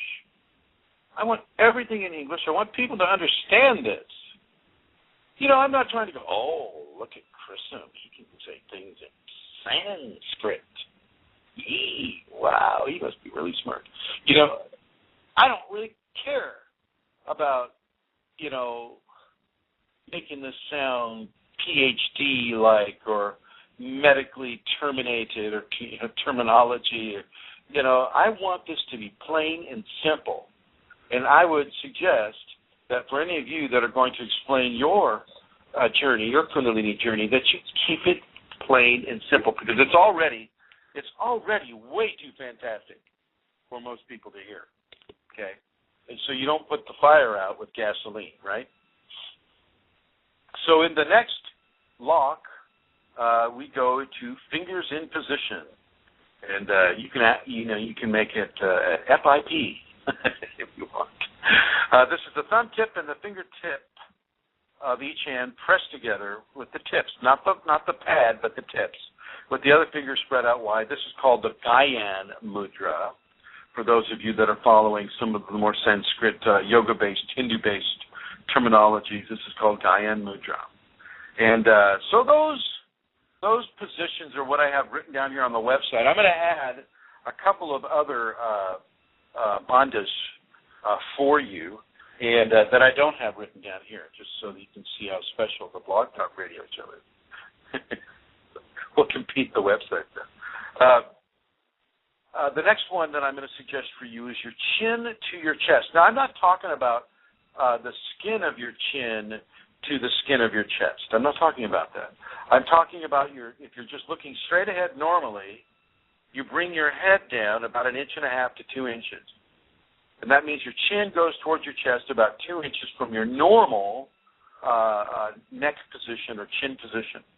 And what this does is this is giving a slight stretch to the spinal cord within the spinal column. And it's also augmenting all the muscle groups that support Kundalini activation within the body. It's putting them in that special position of awaiting activation or awakening.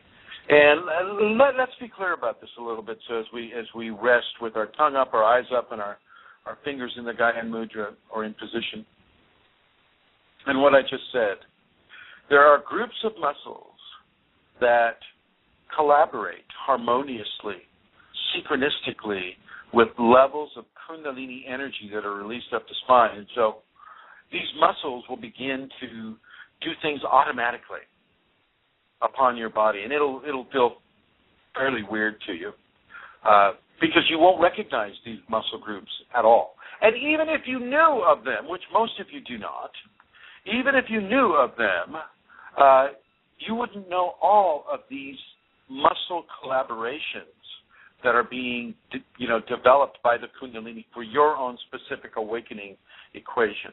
Okay, so the muscle groups, like different notes in a symphony, will come together in syncopated excitation. And this syncopated excitation can form into kriyas, kriyas being automatic, spontaneous physical movements produced by Kundalini energy in the body. These muscle groups can go into kriyas. They can also go into locks, like the tongue up. That's a good example of the body just taking over. If all of a sudden you find yourself with the tongue tip to the upper front teeth all the time, behind the upper front teeth, well, you know that your body Kundalini is taking over. And just say thank you to it. Give it some positive reinforcement there, because it knows what it's doing more than your ego knows what it's doing. Anyway, so chin down about 2 inches towards your chest, and then at the same time, of course, you'll have your tongue up, you'll have your eyes up, you'll have your fingers in position. Okay? Now we're verging on what is called the Maha Bandha, evaporated, and the water being evaporated, and the amount of change that the Kundalini is giving into the body. It's very, very, very important to keep yourself hydrated. There's levels of change there that are going on that are hot and heavy. Now, these adrenal glands that are sitting on top of your kidneys, they give out a substance called adrenaline. And the adrenaline is the fight or flee hormone that our first chakra, survival, and second chakra gave us, so that when we're being chased by wolves or a cave lion or a cave bear, well, we could get away, hopefully. And that adrenaline is kind of like that's like rocket fuel for the human, right? Well, this is what Kundalini begins to release in the human body copiously, is that adrenaline. And if you don't have anything to fight or flee, then your ego mind will create people or animals or things to fight or flee. In other words, to be in fear of. And so I really want you to look at the water and stay hydrated. I like Crystal Geyser. I like Fiji water. I don't like the one that has all the fluoride in it. I think that's called Trinity. I like natural water sources, of course, if I can find them. But be very particular. Let you and your Kundalini choose what or what water source you're going to really enjoy, and then stick with that. Which moves us straight now to programming. And programming means TV, movies, books, music, friends, family, church, internet, water cooler talk, all of that type of thing. And, in our culture, we are seeing and reading and hearing from various sources many negative and fear-evoking forms of entertainment, news, communications, and global developments. This is not so helpful when a person is really activated with the Kundalini. Fear, excessive lust, hateful attitudes can be quite painful and damaging to the new Kundalini energies, and many unfortunate events can be created by the Kundalini exposed to such energies. So no scary movies. By this I mean horror flicks. Now, some of these zombie movies coming out, I will say no. Don't go there with that. But some of you are just going to go anyway, and I want you to make the real distinction that a lot of these zombie movies have a level of comedic relief within them, so utilize those as much as you can. I would say generally stay away from horror movies or movies that cause you to be afraid of a thing or a person, especially those movies that don't have a positive resolution. Okay, so if the movie doesn't have a positive resolution, then I don't want you to listen to it, because would you show that movie to a 2-year-old? And if you haven't had the Kundalini yet, are you not as innocent into the dual universe as a 2-year-old is innocent to the universe that it's born into? Well, yes, you are. You are that innocent, and I'd just as soon not have you become the lead player in a horror movie that's being played over and over and over through your mind, because your ego, is attached to the fear that it provides. So try not to see those types of TV shows or movies or read those types of books. Music that is hurtful to other people or basically suggesting a hateful attitude or a hurtful attitude towards yourself or men or women or kids or the environment. Once again, I will suggest, no, you don't need this. You do not need this. You have moved beyond this music. And then we listen to our friends. Our friends, they form our opinions in many ways in subjects that we don't understand, that they might understand, but we listen to them. Well, as a friend, I'm going to say, don't accept the parameters that people who do not have Kundalini, people who do not have Kundalini, advise you to do. They may mean well, they may have read a few books, they may have gone to a few websites, but they don't have it themselves, and they do not know. And they certainly do not know how to help you. You need to go to somebody who has had it or is having it and is continuing to have it. Okay? So watch this programming. Watch what your family says. Oh, my gosh, honey, why is our little child, Chrism, there on the floor moving in all those spastic ways? Is he having a seizure? Well, I don't know, honey. He seems to be having a good time. He's got a smile on his face. He's not saying too much. Do you want to call an ambulance? Okay.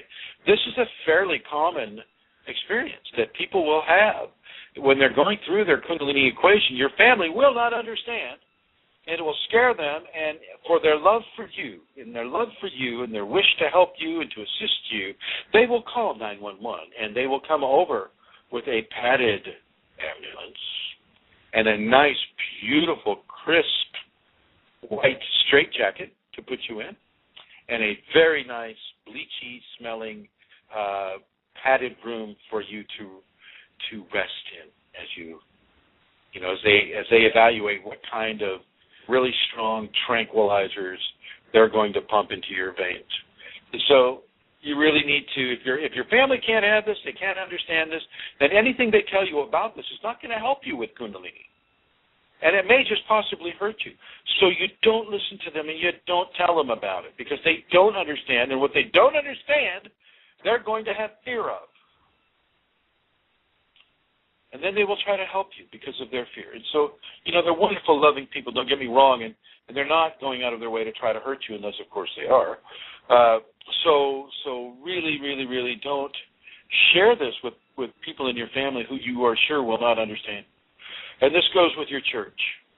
Kundalini can feel like it's a separate entity inside your spine, moving your tailbone side to side, up and down, moving your spine, moving your hips, moving your legs, your arms, your neck, your eyes, making you have a voice, like an animal. I mean, it's all different kinds of things that the Kundalini brings a person to and through. And, if you go to your church and say, oh, Reverend, Most High Reverend, very right, whatever, we'll call him Jones. Reverend Jones, yeah, I've been feeling like I have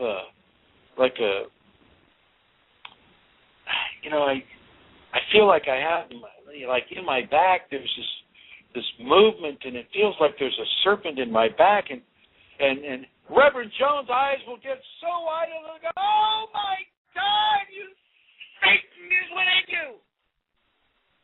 You must be healed of this possession. I hope that wasn't too loud for all of you there. I apologize. And this is just kind of an entertaining, stereotypical response of a person who does not accept anything except what their own dogma tells them, and that is the church dogma. And now there are some churches that accept the Kundalini. It's just not a lot of churches in the United States, or Western Europe for that matter. There are more accepting establishments in other countries, but in the United States, say in the Christian community, Kundalini is not looked upon favorably at all. And I will suggest that you do not bring it up to them. I will suggest you do not bring it up with them. When I advertise for a Kundalini seminar, awakening seminar, I have to really research an area, in the Sanskrit, and in the English, that's the great lock, or the one lock that is comprised of many locks, right? And you can kind of see where I'm going. It's like you got the tongue lock, the eyes up, fingers in position, and then you got the chin, and then there are a couple other locks that I'm going to tell you about. Actually, one other lock I'm going to tell you about, and that's going to comprise 5 Manda locks.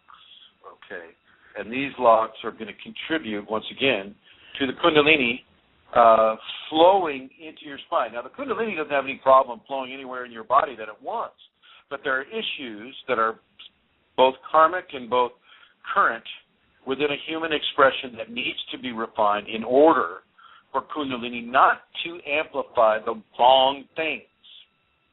We don't amplify our ego with Kundalini if we can help it. We don't amplify our competition. We don't amplify our violence. We don't amplify our negativity or hurtful, thoughts or comments or activities.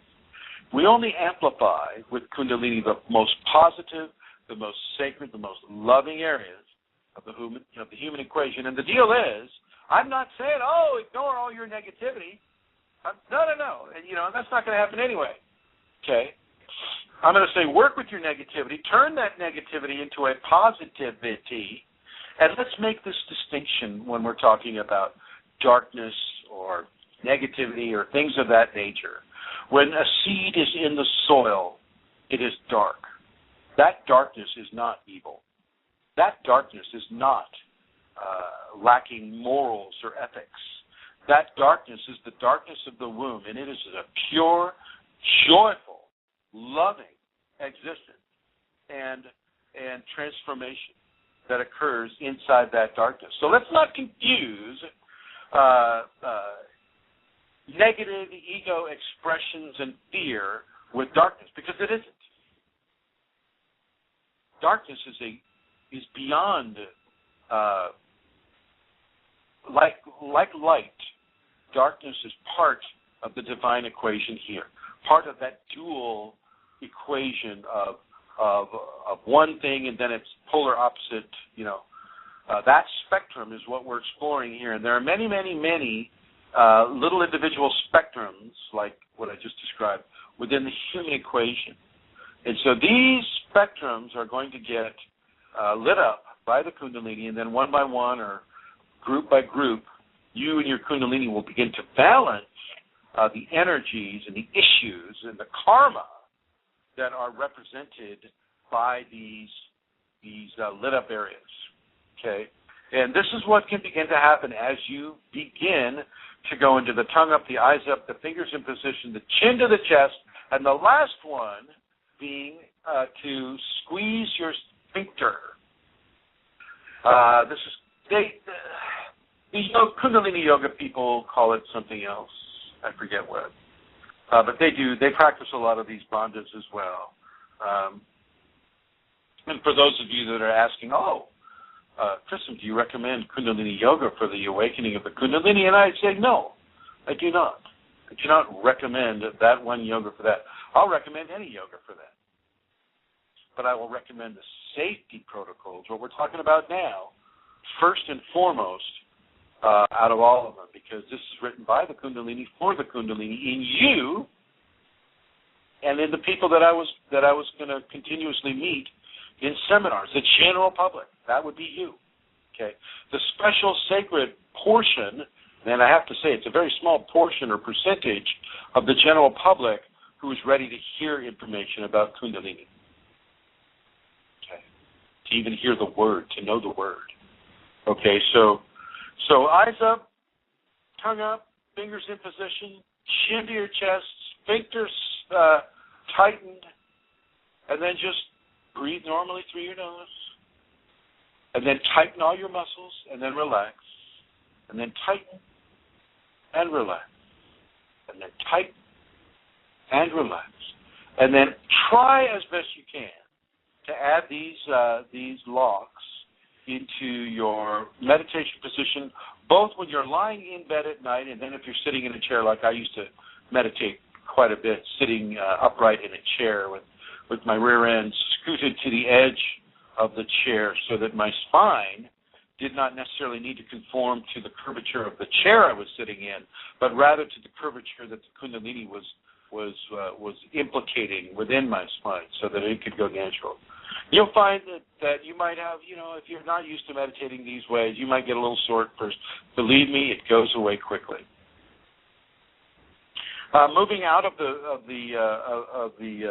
locks or the positions, let's go straight into water. As Kundalini rises, it will stimulate and activate the kidneys and the adrenal glands. The adrenals and the kidneys can become really hot, and it really does. It is that way. It feels hot. Oh, my God, you're sweating. You're sweating in an ice storm. I don't know if I used to live in Yosemite. That's kind of burning right now, as a matter of fact. But don't worry about Yosemite. They get fires there all the time. It is a natural part of that deal, that Sierra scenario. Water, you need to stay hydrated because you'll feel so hot. You'll feel thirsty all the time, and I want you to hydrate yourself with stuff like coconut milk or coconut water, watermelon, just straight water. But your electrolytes are being eaten up or ravaged at an extreme rate with the Kundalini, so I need you to keep your electrolytic balance happening. And so you'll notice that some of the sports teams and sports figures over the years have used, you see them pouring Gatorade over their head at the end of games and whatnot. Well, Gatorade is an electrolytic dispenser. It gives you fluidic electrolytes, and if if you can't get anything else, then I'm going to suggest have a glass of Gatorade every day. I don't like all the dyes in it. I don't like the artificial sugar. I don't like the wood resins and all the different stupid, silly stuff that they put into it. But I also appreciate what it does for the Kundalini awakened person. Now, if you can get the same thing better, by far better, in coconut milk or watermelon. So go for it. Now, there's another drink out there called vitamin water, which is another electrolytic dispenser, and it's probably better than Gatorade. So you can get these. I travel a lot, right? So I also travel. It's not always flying in a plane. I drive a lot. I like to drive. It's one of my things. I get a lot of meditation done when I'm driving, not eyes closed meditation, but with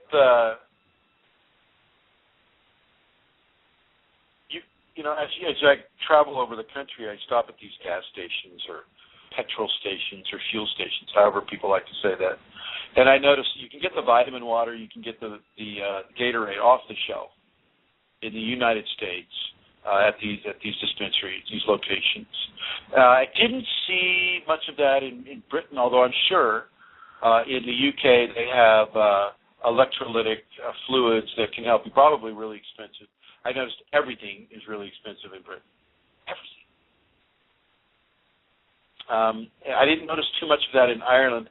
Maybe Amelia can write in and she can give me a heads up on some of the offerings that a person can have. I don't know how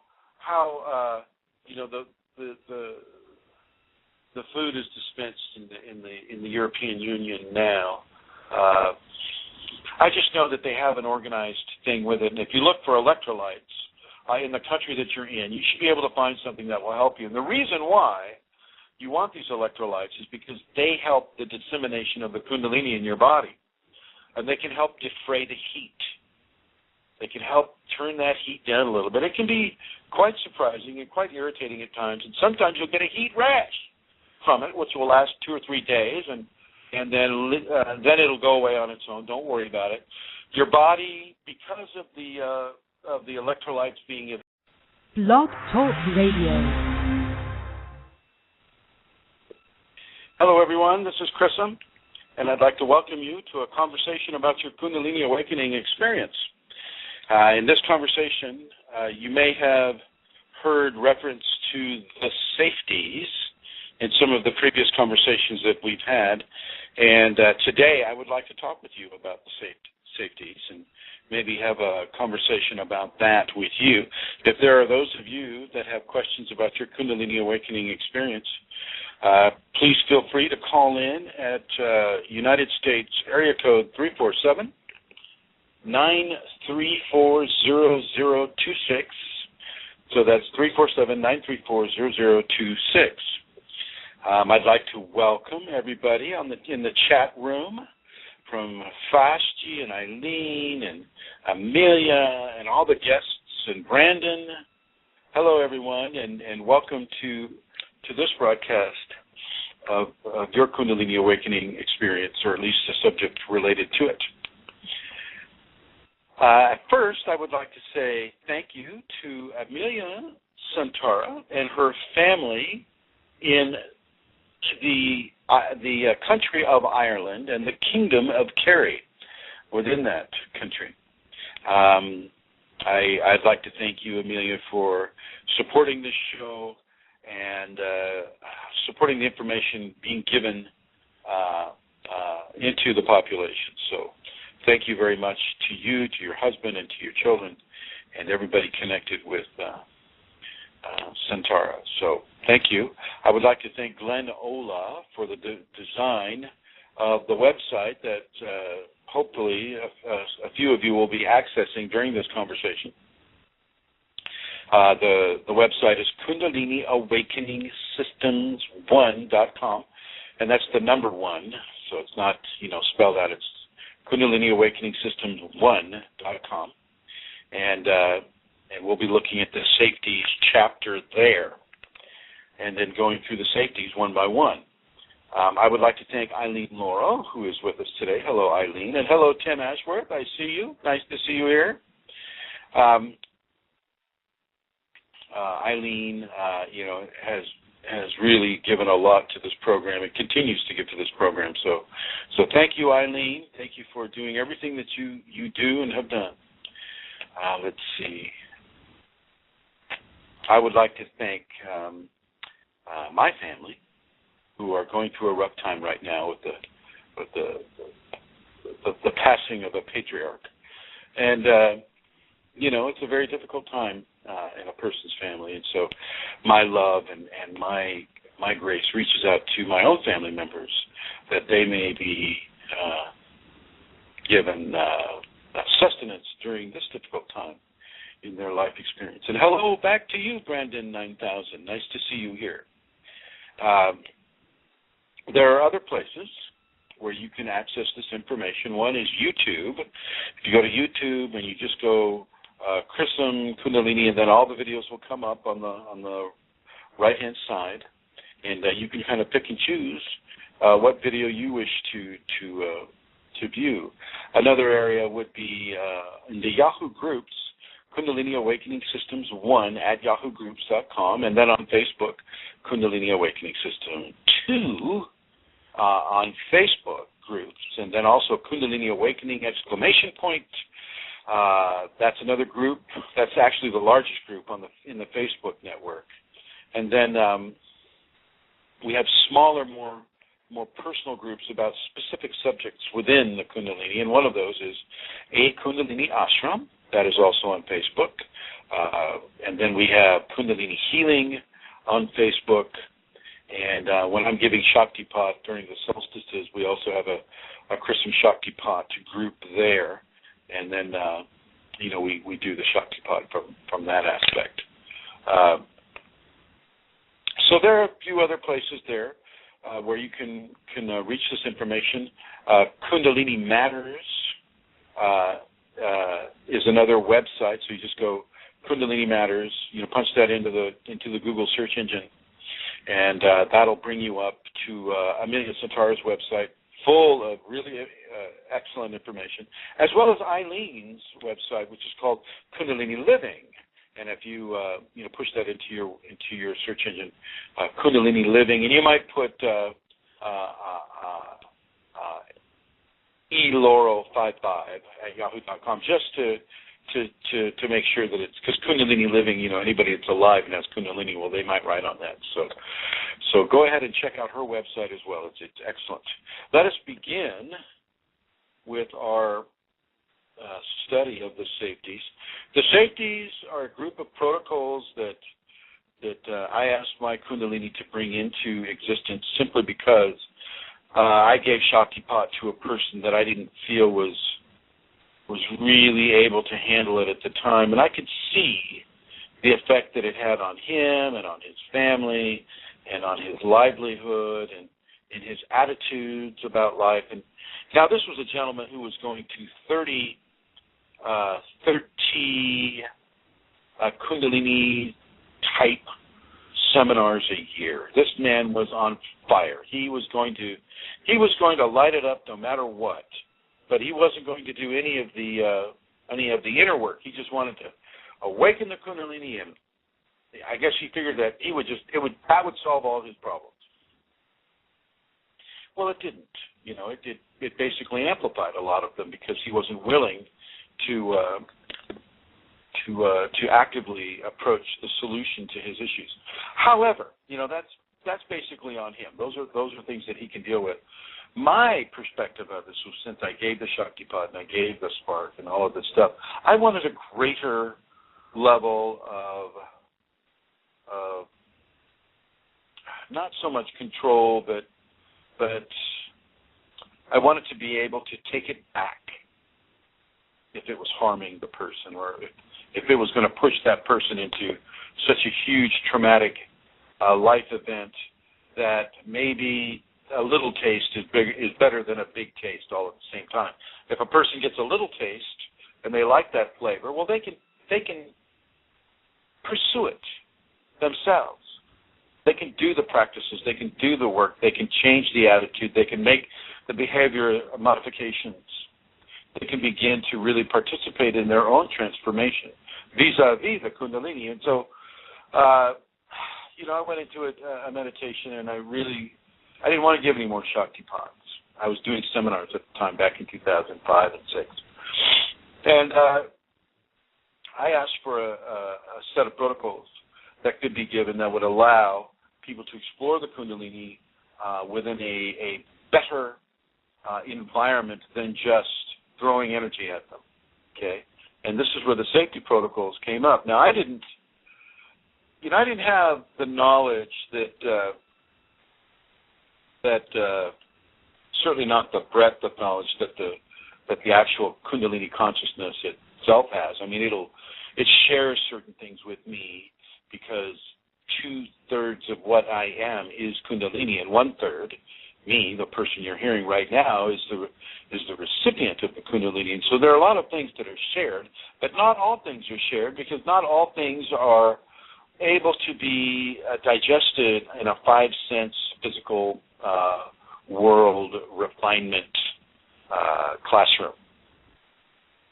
So there are just as there are gases and light spectrums that we don't see and in many ways we don't understand. The same thing with the Kundalini. As you go outside of the physical 5-sense human spectrum of analysis, of observation, of experience, you're going to have certain aspects of those qualities that are going to cause you to have expectation or judgment about whatever it is that you're observing.